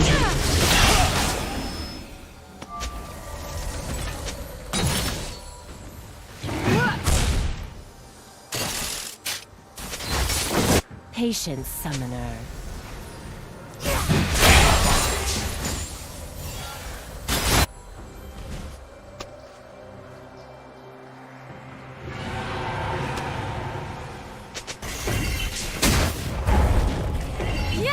Watch closely.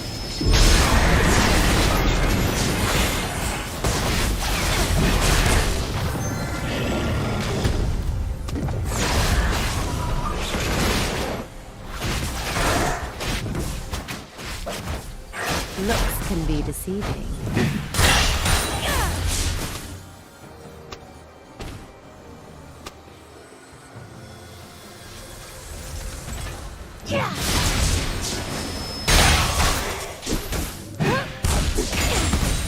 Would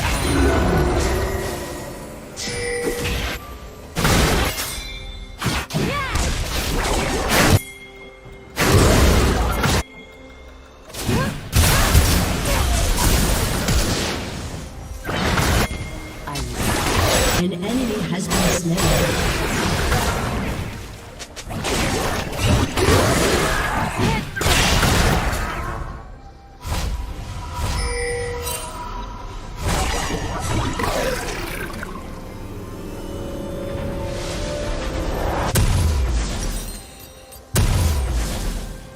Enemy killing spree.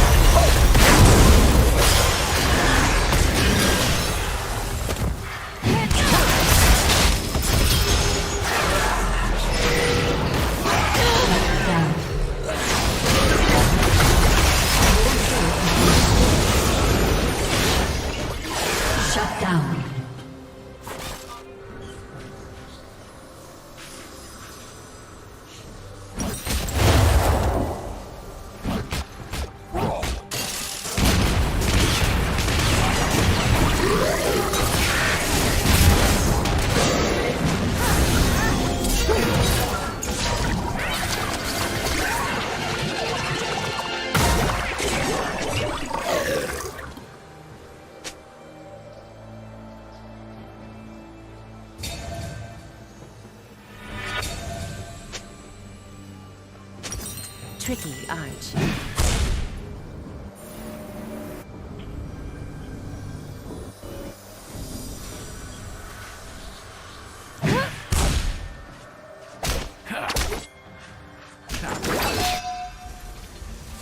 Trust me.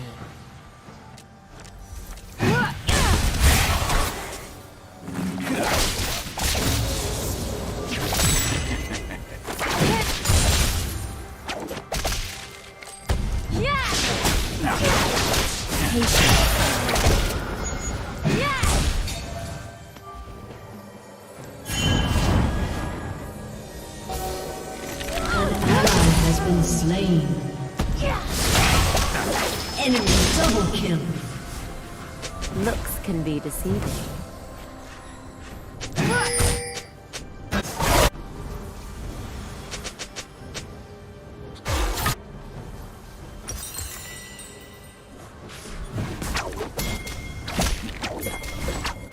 Would I lie?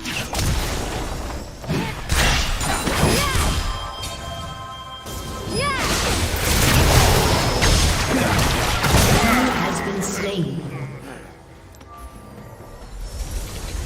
Executed. It's all smoke and mirrors.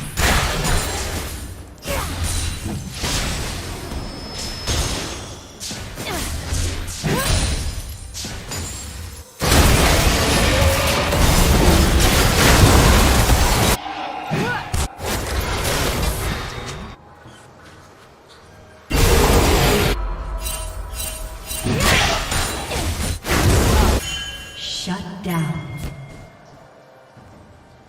An ally has been slain. Where next?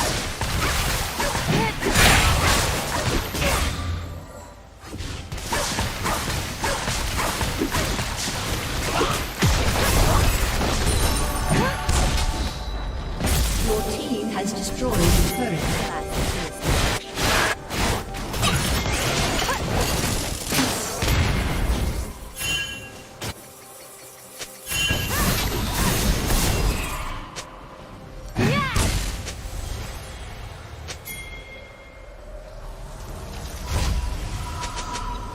Tricky, aren't you?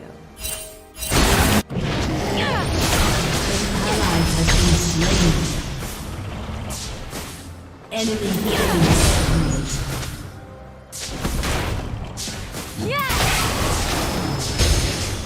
There's no escape.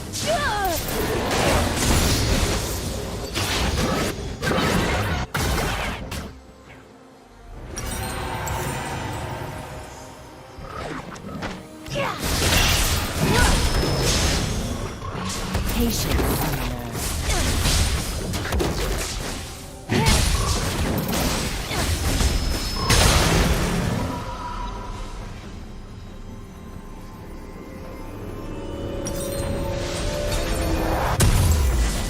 Trust me.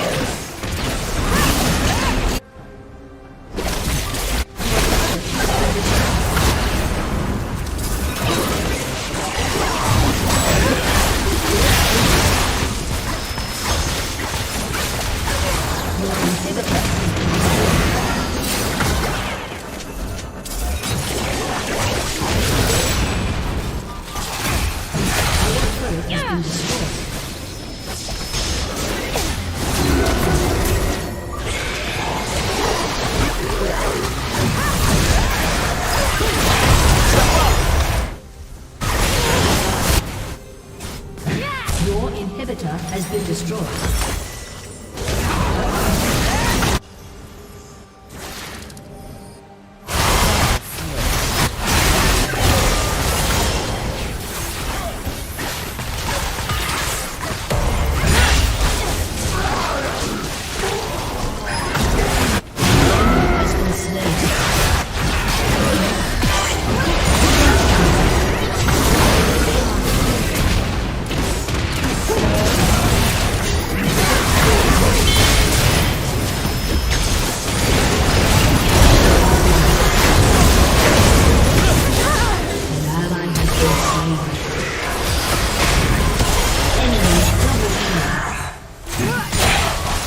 You have slain an enemy.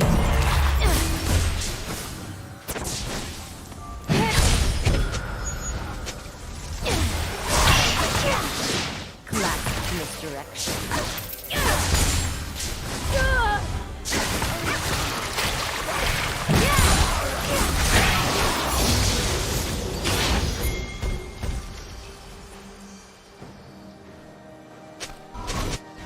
Patience, summoner.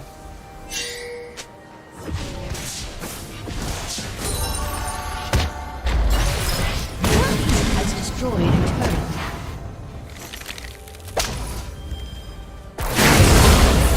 Killing spree. Your turret has been destroyed.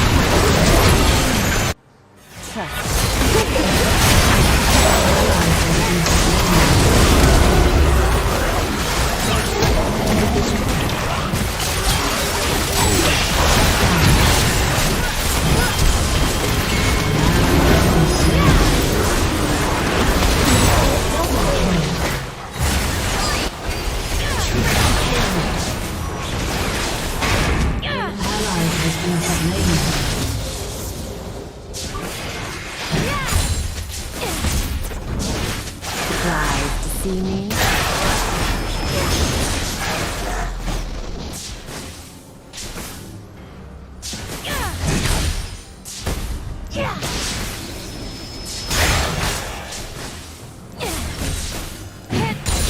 Time to make an appearance.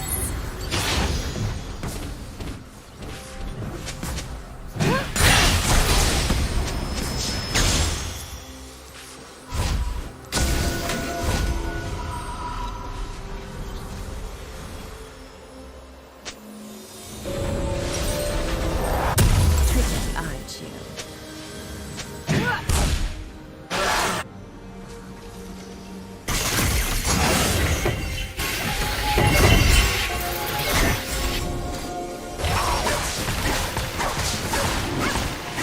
Would I lie?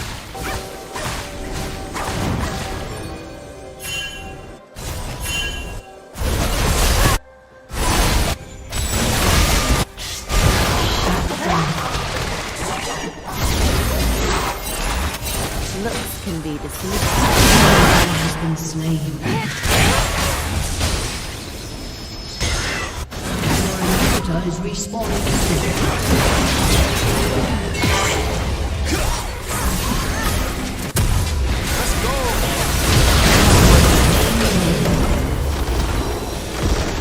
A summoner has disconnected.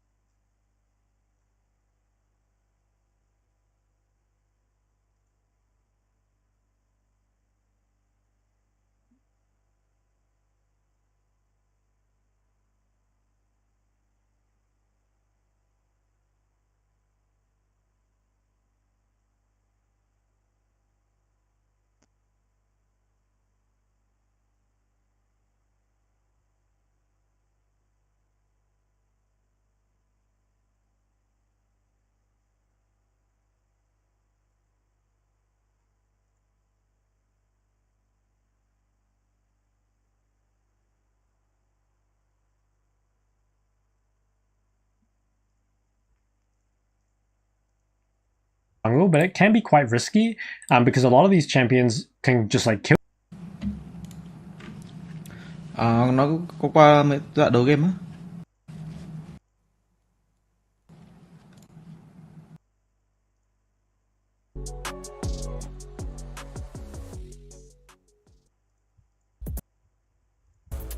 Cả hai bên một tình huống đầu tư dịch chuyển xuống vùng đường dưới tới từ Annie trong tay của Yagao. Anh ta đang muốn ngăn cản cái định ăn rồng tới các thành viên đội tuyển T1. Có vẻ như đây là quyết định được đưa ra hơi vội vàng và Xuyên cũng đang ở tầm có thể tiếp cận.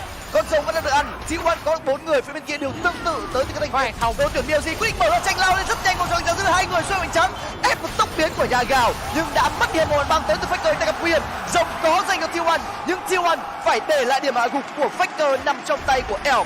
EO tiếp tục gia tăng về lượng kinh tế khi ta có pha tranh mà đồng đội của ta đang hỗ trợ rất là nhiều. Cái sự xử lý đến từ bên phía BLG làm rất là tốt khi mà khanh tốc biến từ Yagao phát pha tấn công đến từ bên phía của Faker và khi mà ta lùi về kịp hỗ trợ thất thường cho bên phía của EO được để hạ gục trong pha tấn công ở khu vực rồng vừa rồi. Một pha tấn công mà BLG họ cũng rất khó tấn công vào khu vực hang rồng khi đối phương có nhiều cơ sở hơn và họ nhấp nhả ra, họ chấp nhận bỏ rồng, họ có địa gục làm pha tấn công rất lợi bả nhìn On nên ta lui ra rất là nhanh khi anh ta sợ mình sẽ là người bị nhắm vào và thậm chí là Yagao cũng tốc biến rất nhanh sau tấn công vừa rồi. Thực ra tôi nghĩ là cái chiêu cuối hầm ngục hàn băng này của Faker đã tung ra sai người rồi, anh ta chưa bị đe dọa gì cả, anh ta không nên sử dụng chiêu cuối bản thân mình đến như vậy. Trong khi EO đã sử dụng cái thanh tẩy của mình để thoát ra khỏi vòng tròn đánh giá thì thực ra Faker có thể lui về và giữ lại chiêu cuối, nó sẽ là một áp lực lớn hơn cho đội hình của BLG. Nhưng sau khi mà Faker đã chiêu cuối bản thân rồi và Honor cũng đã lao vào với tốc biến mà không có được lượng sát thương dồn vào Yagao thì con Annie này rất đơn giản quay trở lại thả một con gấu thôi là Lissandra không có cách gì để chạy nữa trong cái pha giao tranh vừa rồi. T1 có lẽ đã có thể làm tốt hơn hoặc là ít nhất hạn chế những mất mát mà họ phải nhận. Nhưng dù sao ở thời điểm này của ván đấu họ vẫn đang là đội có được cho mình con rồng đầu tiên. Đấy cũng coi như là một phần để gỡ lại một cái thế trận mà BLG đang là đội làm tốt hơn. Nhưng mà cái lượng kinh tế chênh lệch đến từ BLG đang là khoảng cách 1.300 tiền. Ở khu vực trên thì vẫn đang farm tốt hơn đến từ Z. Tình huống di chuyển từ Faker bị phát hiện bởi con mắt được cắm trước đó đến từ Vin. Tình huống di chuyển cắm mắt rất là hiệu quả từ Vin. Chấp nhận mất một vài con lính đi ra cắm mắt, phát hiện được mắt của đối phương trong tình huống vừa rồi đến từ phía của Faker nữa. Và như vậy là khu vực trên Vin an toàn. Trong khi đó khu vực dưới cái sự chênh lệch về mặt trang bị đang thể hiện rất là rõ. Một bên có cho mình đó là cái dây cuồng nổ bảo tơ ánh sáng, một bên chỉ bảo tơ ánh sáng mà thôi. Sẽ khả năng tấn công tốt hơn đến từ EO và On. Nhưng bây giờ không có tốc biến từ On sẽ là cơ hội cho Honor. Faker hướng xuống khu vực đường dưới nhưng bây giờ Honor tấn công vào xuyên. Đó là cấp độ 6 tới từ Honor, anh ta có lốc xoáy nhưng đồng đội của anh ta không thể kịp thời tiếp cận, và phía bên kia thì Yagao cũng đang cản chân Faker. Con đường băng giá lao ra, có vòng tròn lạnh giá dưới chân, có thêm một hầm hàn băng sử dụng lên bản thân mình đến từ Faker nhưng không sao cả, vẫn với được với lốc xoáy và đó điểm mà gục dành cho Honor. Tôi nghĩ rằng ngày hôm nay thì có vẻ như Faker đang sử dụng những cú chiêu cuối của mình một cách an toàn hơi thái quá, bởi vì không có thanh tẩy, không có dây thủy ngân tới từ Yagao, và nếu như anh ta sử dụng cái hầm bộ hàn băng thì anh ta cũng sẽ không nhận sát thương quá nhiều đến từ cú combo của Yagao. Nhưng anh ta cũng biết rằng đối phương đã không còn cho mình nó tốc biến nữa thì cái vấn đề là chỉ cần câu thêm thời gian mà thôi.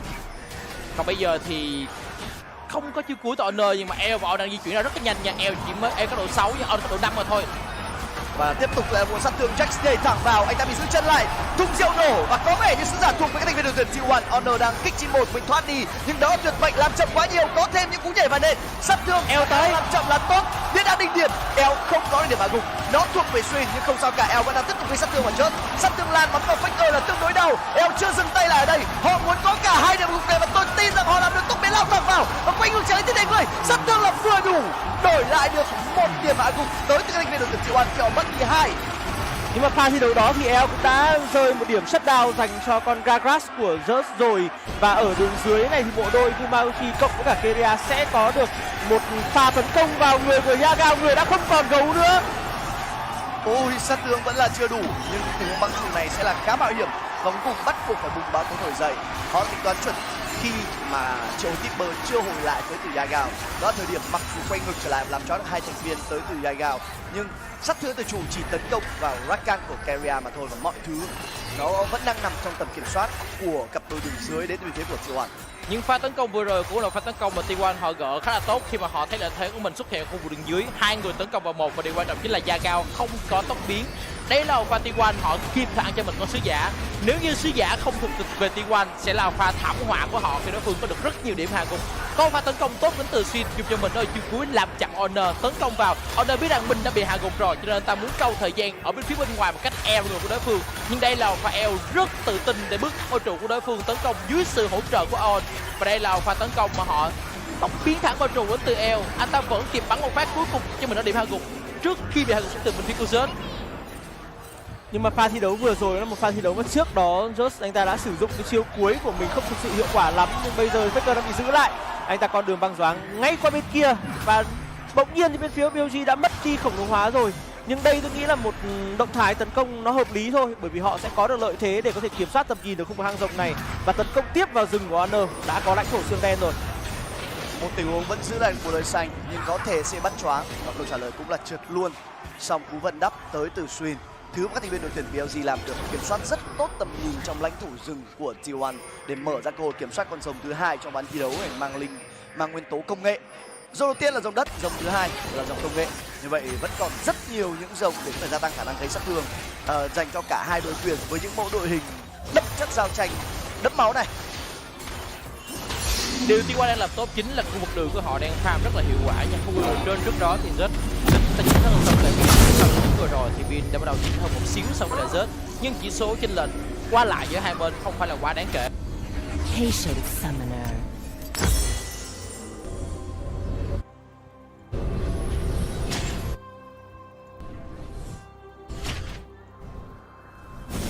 Welcome to Summoner's Rift. Looks can be deceiving. 30 seconds until minions spawn.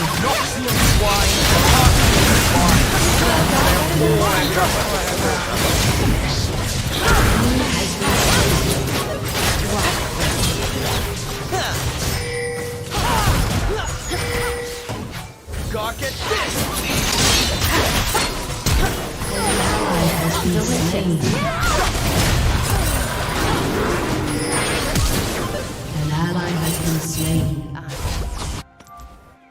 Minions have spawned.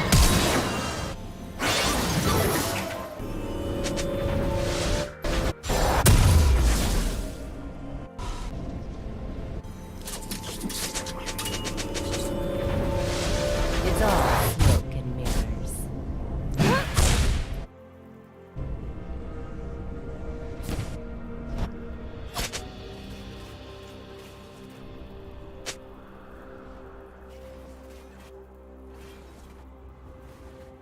Right where I want them.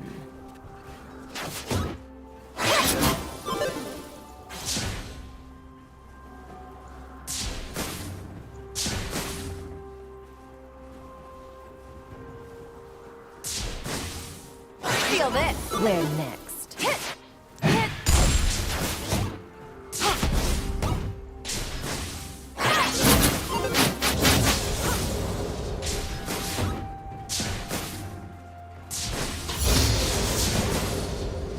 Trust me.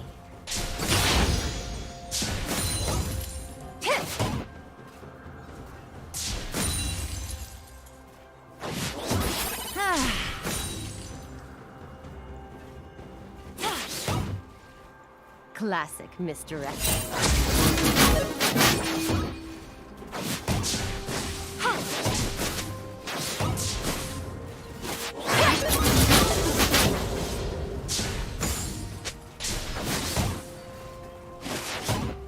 There's no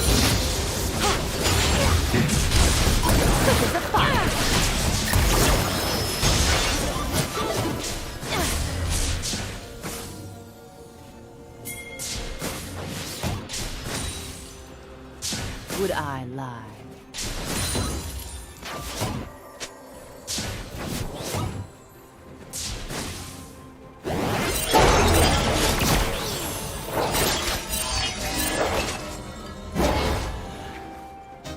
Are you certain?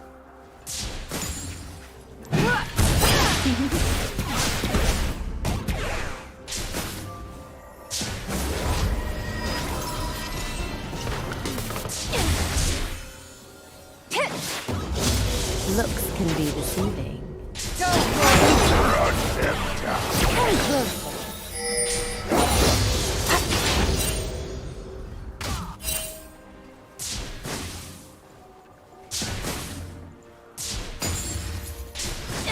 Tricky eye shield. Ally has been slain. How sweet.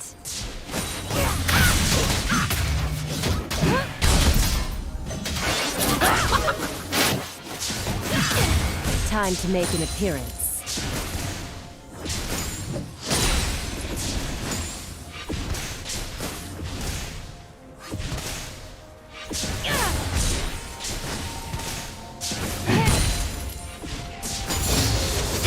It's all smoke and mirrors.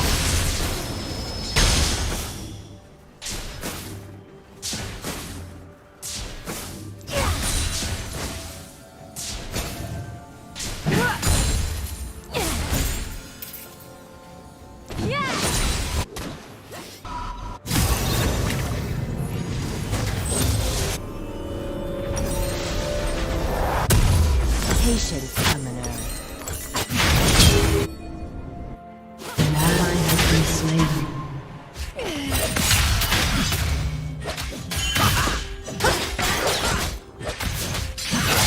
Enemy killing spree. Where next? Shut down.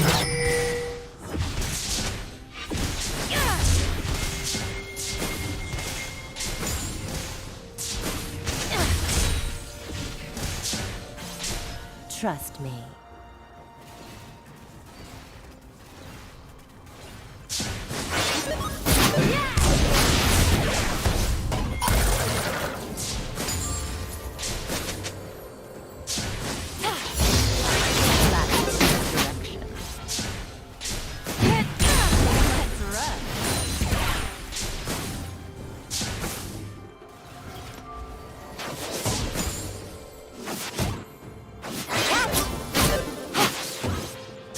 What a treat. Look at the fox.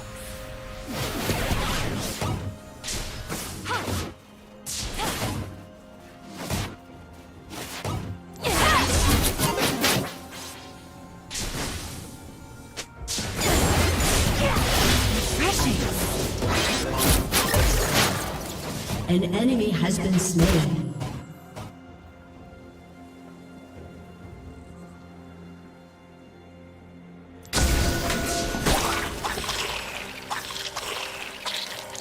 Would I lie?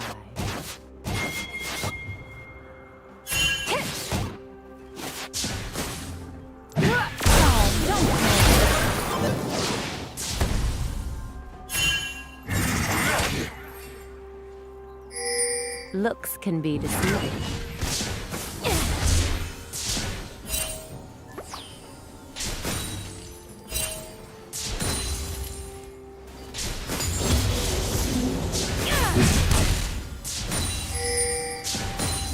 A summoner has disconnected.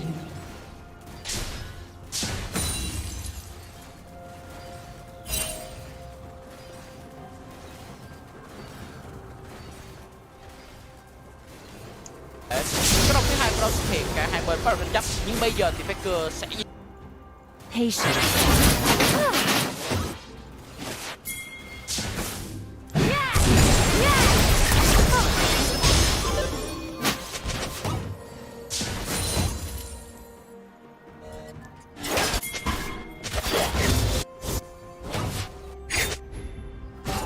Where next? Level playing field.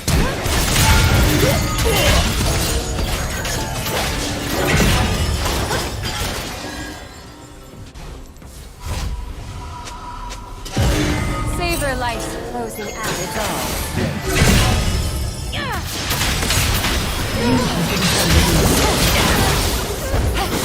An ally has been slain. Enemy rampage.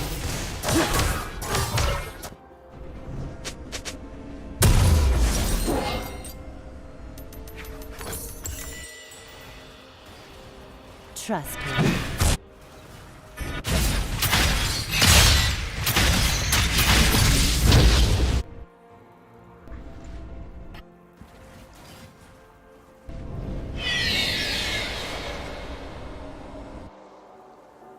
Classic misdirection.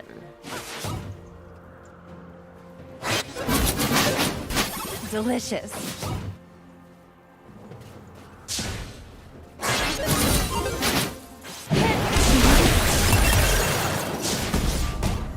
Are you certain?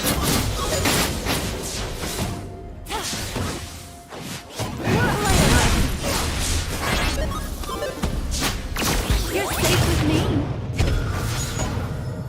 Let's rush.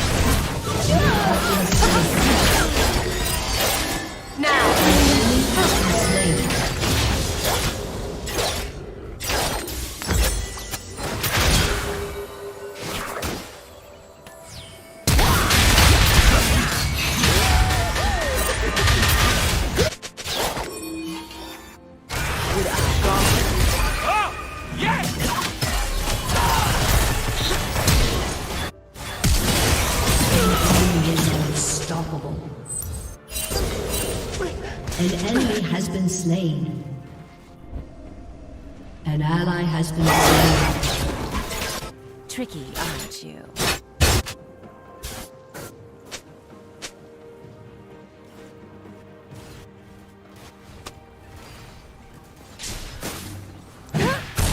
Quick as a fox.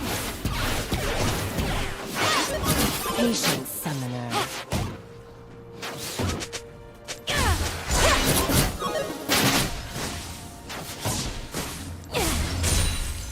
Just for you.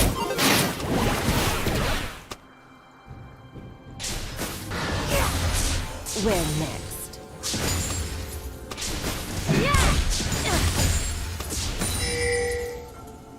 Your turret has been destroyed.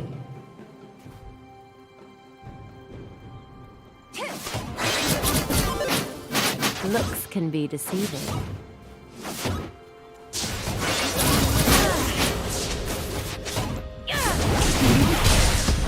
Come here, Aubrey.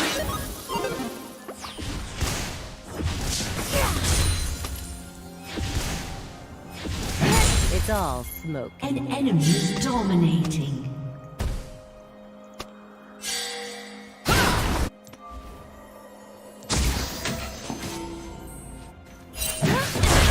Light on my Classic misdirection.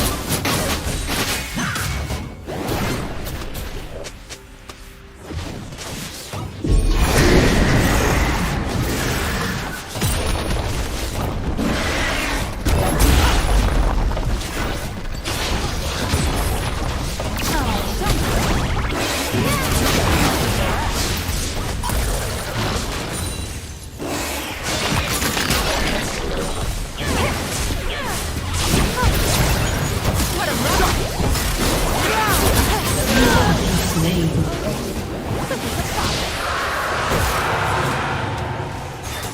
An ally has been slain.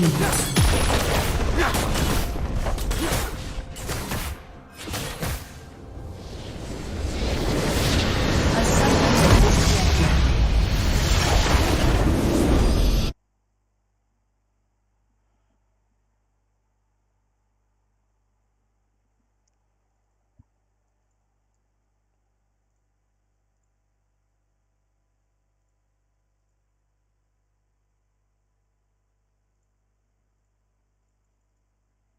Di chuyển ra trễ hơn một nhịp so với là Yagao khi đang ăn rất nhanh đến từ phía BOG. Dường như họ vẫn đang muốn giao tranh khi Gragas dịch chuyển ra khu đường giữa. Một tình huống lao thẳng vào có vòng cho lệnh giá có ngoài bắn tốc biến tấn không chung hai người. Gumayusi đang tấn công từ sau lưng một cú lốc xoáy hất được ba người tới từ phía của Honor. Sắp thương Gumayusi không phải là quá nhiều nhưng đó là bão tố nổi dậy và cần phải có pha tuổi Long Vũ. Tôi chưa thấy tuổi Long Vũ đâu cả. Gumayusi bị tấn công bởi Xuyên, anh ta bắt buộc phải lùi về. Ông quay ngược trở lại bắn quá đau. Vòng cho lệnh giá lần này dưới chân ba người. Sắp thương của Victor là không còn và Victor không ai cũng thành công được on vì đó là khổng lồ hóa và T1 là đội thua trong tình huống giao tranh này. Một pha giao tranh mà BLG là đội hoàn toàn làm tốt hơn với một pha mà Yagao anh ta chọn một góc đứng không bị tấn công và anh ta chọn được mục tiêu vào người của một con Wukong. Wukong ở thời điểm hiện tại anh ta không có khả năng chống chịu nên khi bị dồn sát thương đến như vậy thì anh ta cái thời gian mà anh ta gây được sát thương vào trong đội hình của BLG nó là quá ít và họ cũng dồn hết tất cả. Anh ta đang muốn phá bỏ bớt rất nhiều lính đến từ Vicuzet nữa. Rồng thôi. Rất là giàu tại vì nó solo trụ khác với Kumaoshi. Đây, một pha R cứu rất hay của siêu xuyên, nhưng mà đó là một pha quy vào tầm trụ. Bật tốc biến bị Gia Cao tóm tới, Gia Cao bắt đầu lên tiếng và nhường mạng lại cho Xuyên. Những người xanh bên phía BLG lên tiếng rất là nhiều. Gia Cao cũng như con Zik này, vị trí bin thì quá khó rồi. Đẩy một quay và đã bị tóm lại. Câu hỏi đặt ra là mạng được nhường lại cho vị trí của Kuma Yoshi hay không? Có cho mình R cũng như tốc biến, liệu có một pha R vào phía trụ đối phương. Và R.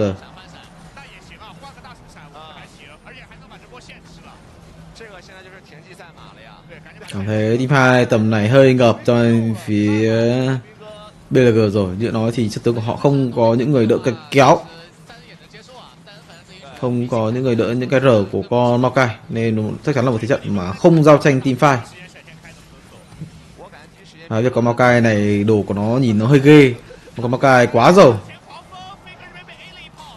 Chắc chắn là pha R may mắn từ vị trí của Zinix. Taker đứng một góc khá là default. Không R rồi.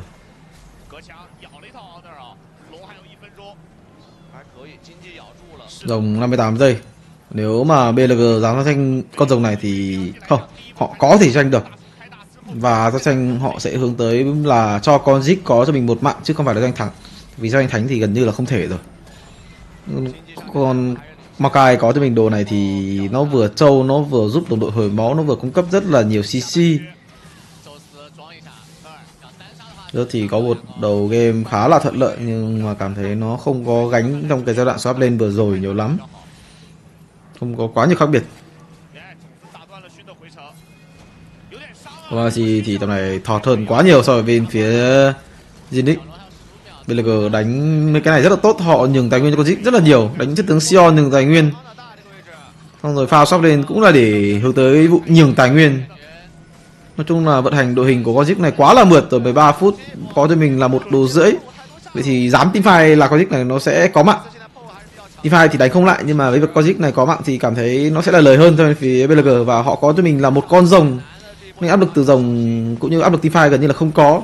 Không cần đánh để teamfight để ăn rồng, mà là đánh để cho con Zik ăn mạng là được rồi. Thì chuyển sang bỏ lính từ vị trí binh, bắt đầu kiểm soát bắt đầu giúp đồng đội kiểm soát lại tầm nhìn. Cho nên thì có một vị trí khá là ok. Bên phía T1 không muốn giao tranh, thắng được từ bên phía T1 nhưng mà họ không muốn đánh. Nếu mà đánh thì cảm thấy con Zik này nó rất là dễ có mạng. Cái này có một vị trí ok. Maokai có R nhưng mà đam. Nói chung là đây là cách mà bên phía T1 nó hay vận hành.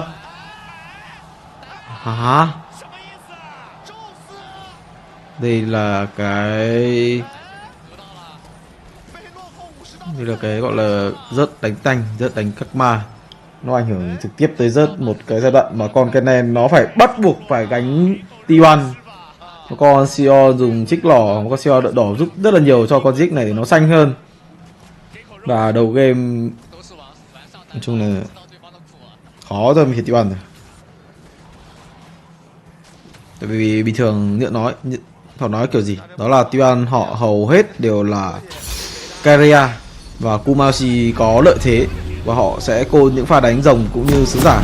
Một game đấu mà rớt một người nó am hiểu về những pha teamfight rất là ít, xanh hơn, nhưng mà cái pha vừa rồi do Kumashi nó gần như là không có một tác dụng gì thì họ không muốn đánh.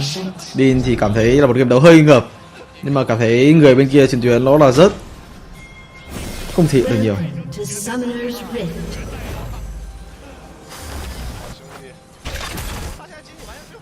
Bộ mặt thể hiện được, nhưng mà rớt trong game này nó là chung kết đánh thua, mà cứ vào chung kết rồi chung kết đánh thua cũng là chung kết à? Thế ra thì nói chung vẫn giữ phong độ, vẫn là một cái gì đấy 1-0-1 lên đồ cũng như vậy.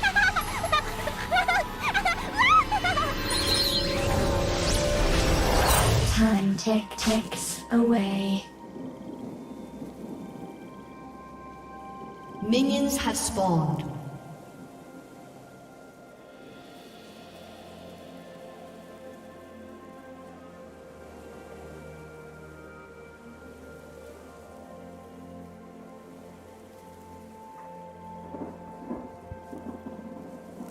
This is a fun game.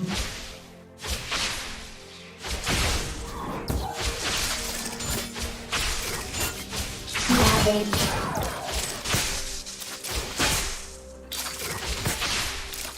Ravage. This is very exciting.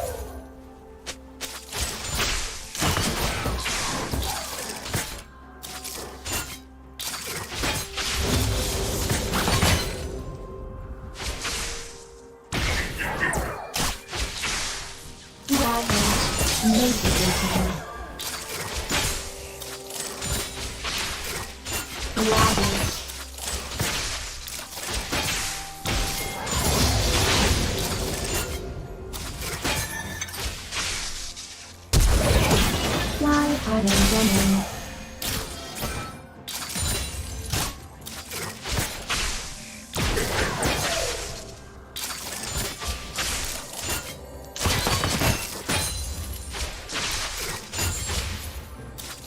I hear soft things.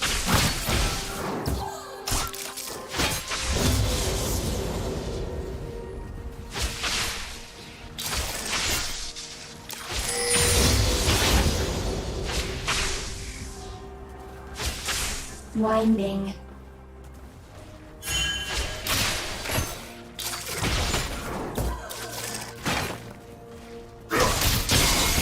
Ravage.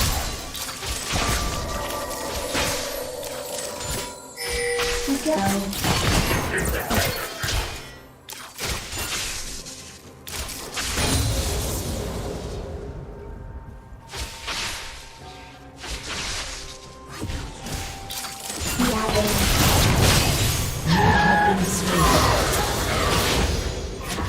First blood. You have slain an enemy. The ball is impatient.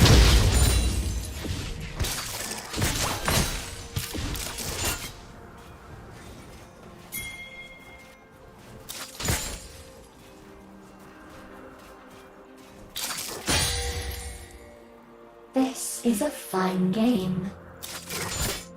An ally has been slain.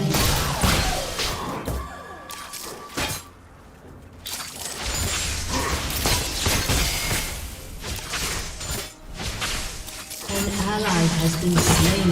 Ball is angry.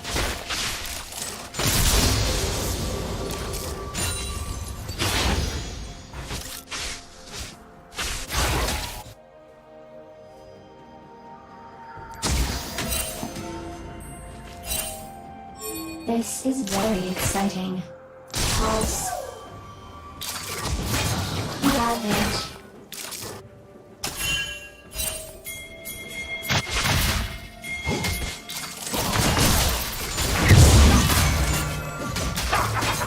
Ravage. Motivating. Protect. Pulse.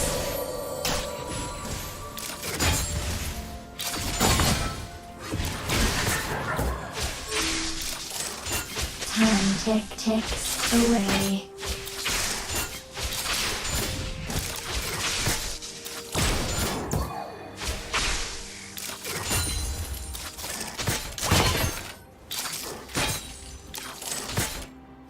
Ravage. I hear soft things.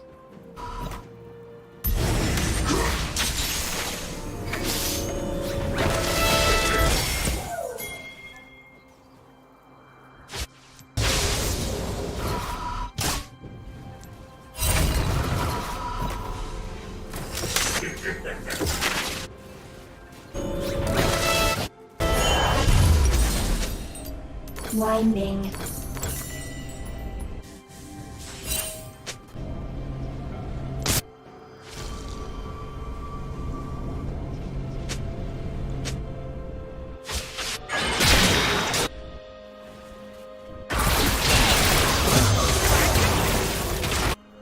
Why are they running?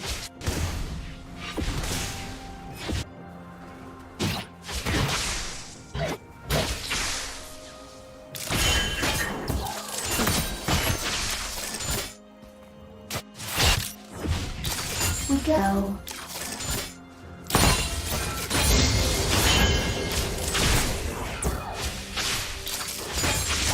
Roll.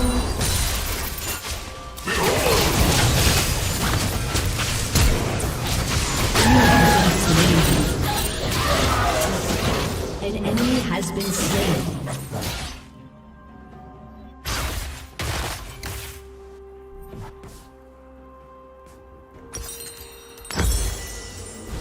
This is a fun game.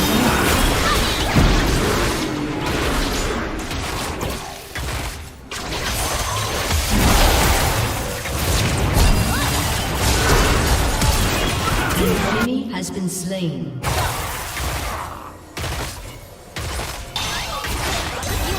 An ally has been slain. Is impatient.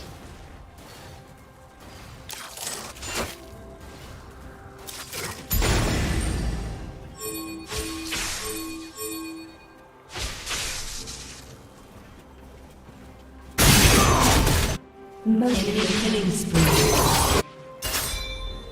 Shut down. Rally.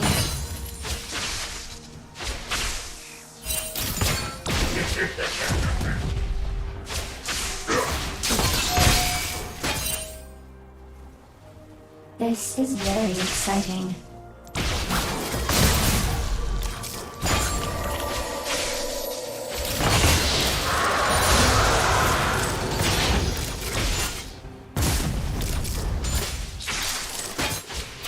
You're attacked. Time ticks away.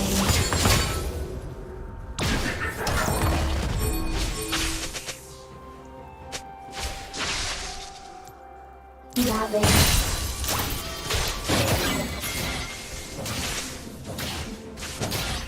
Rounding.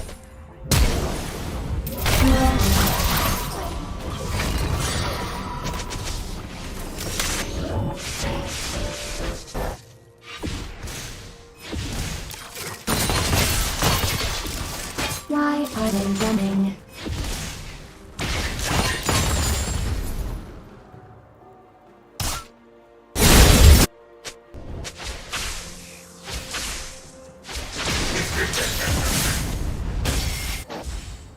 An ally has been slain.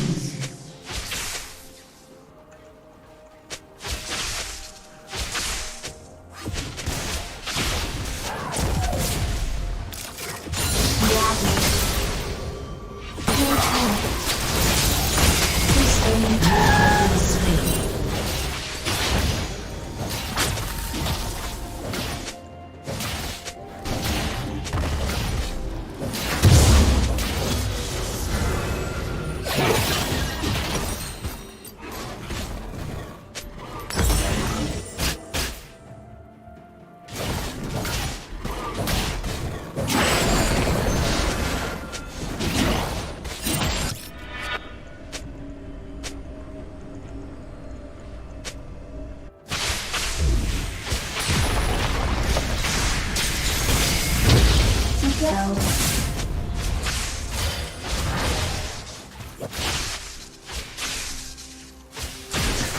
Protect. Ravage. Throw. The ball is impatient.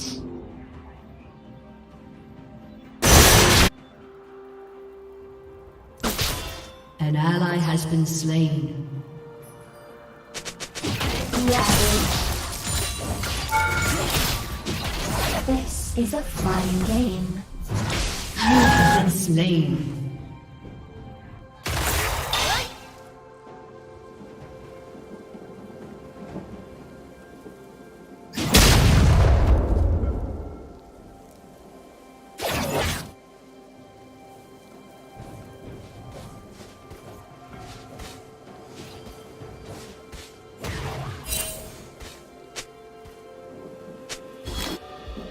This is very exciting.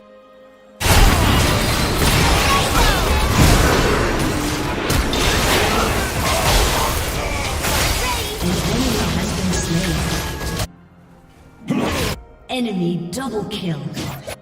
Motivating.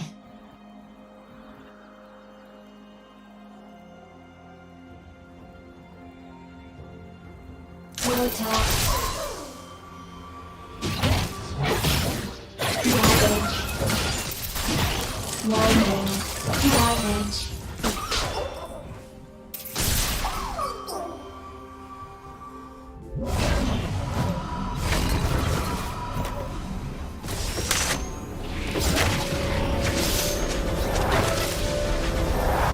Time ticks away.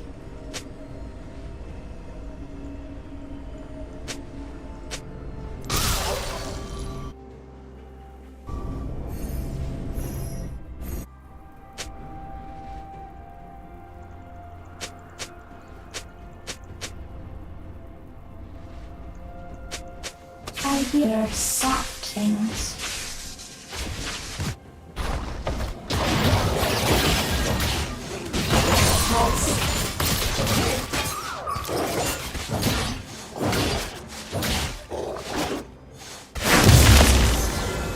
Why are they running?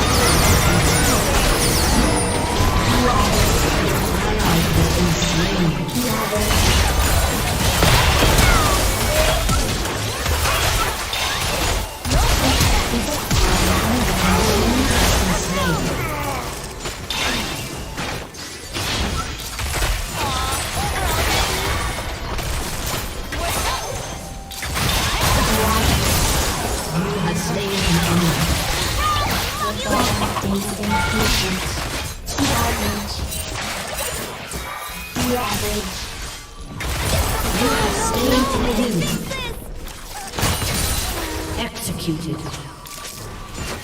An enemy is unstoppable. Executed. Your turret has been destroyed.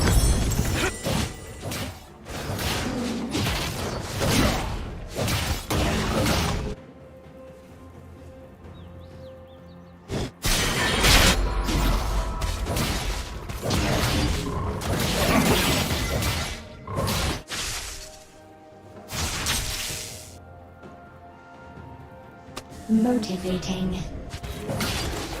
Your turret has been destroyed.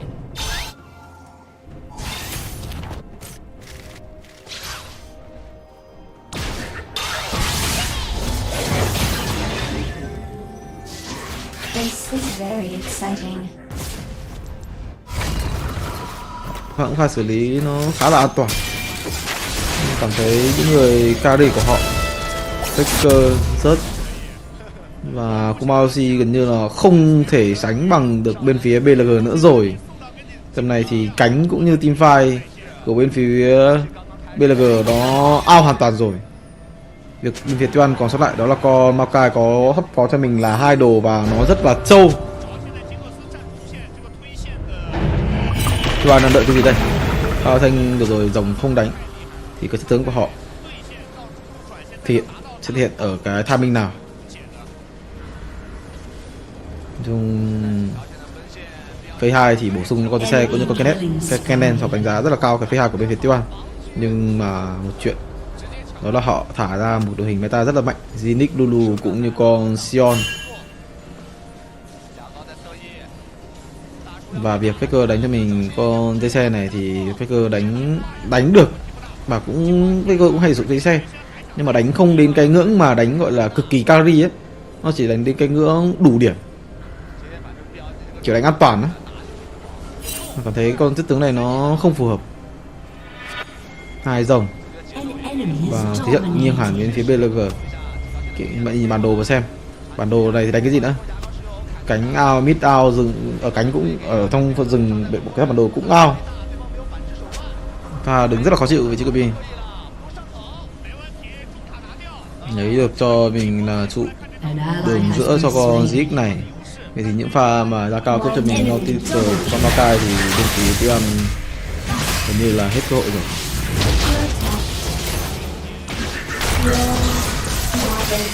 Một cái chung kết thấy con Zip này nó nói chung là Zip đối đầu với Ape thì bình thường con Ape nó hay có lợi thế, và bên phía Kumashi đánh cái kèo này rất là nhiều rồi và hầu hết là Kumashi nó sẽ đè được, nhưng mà lại là những cái chiếc lỏ, họ lại là một cái chung kết mà họ phải đối đầu với những cái chiếc lỏ.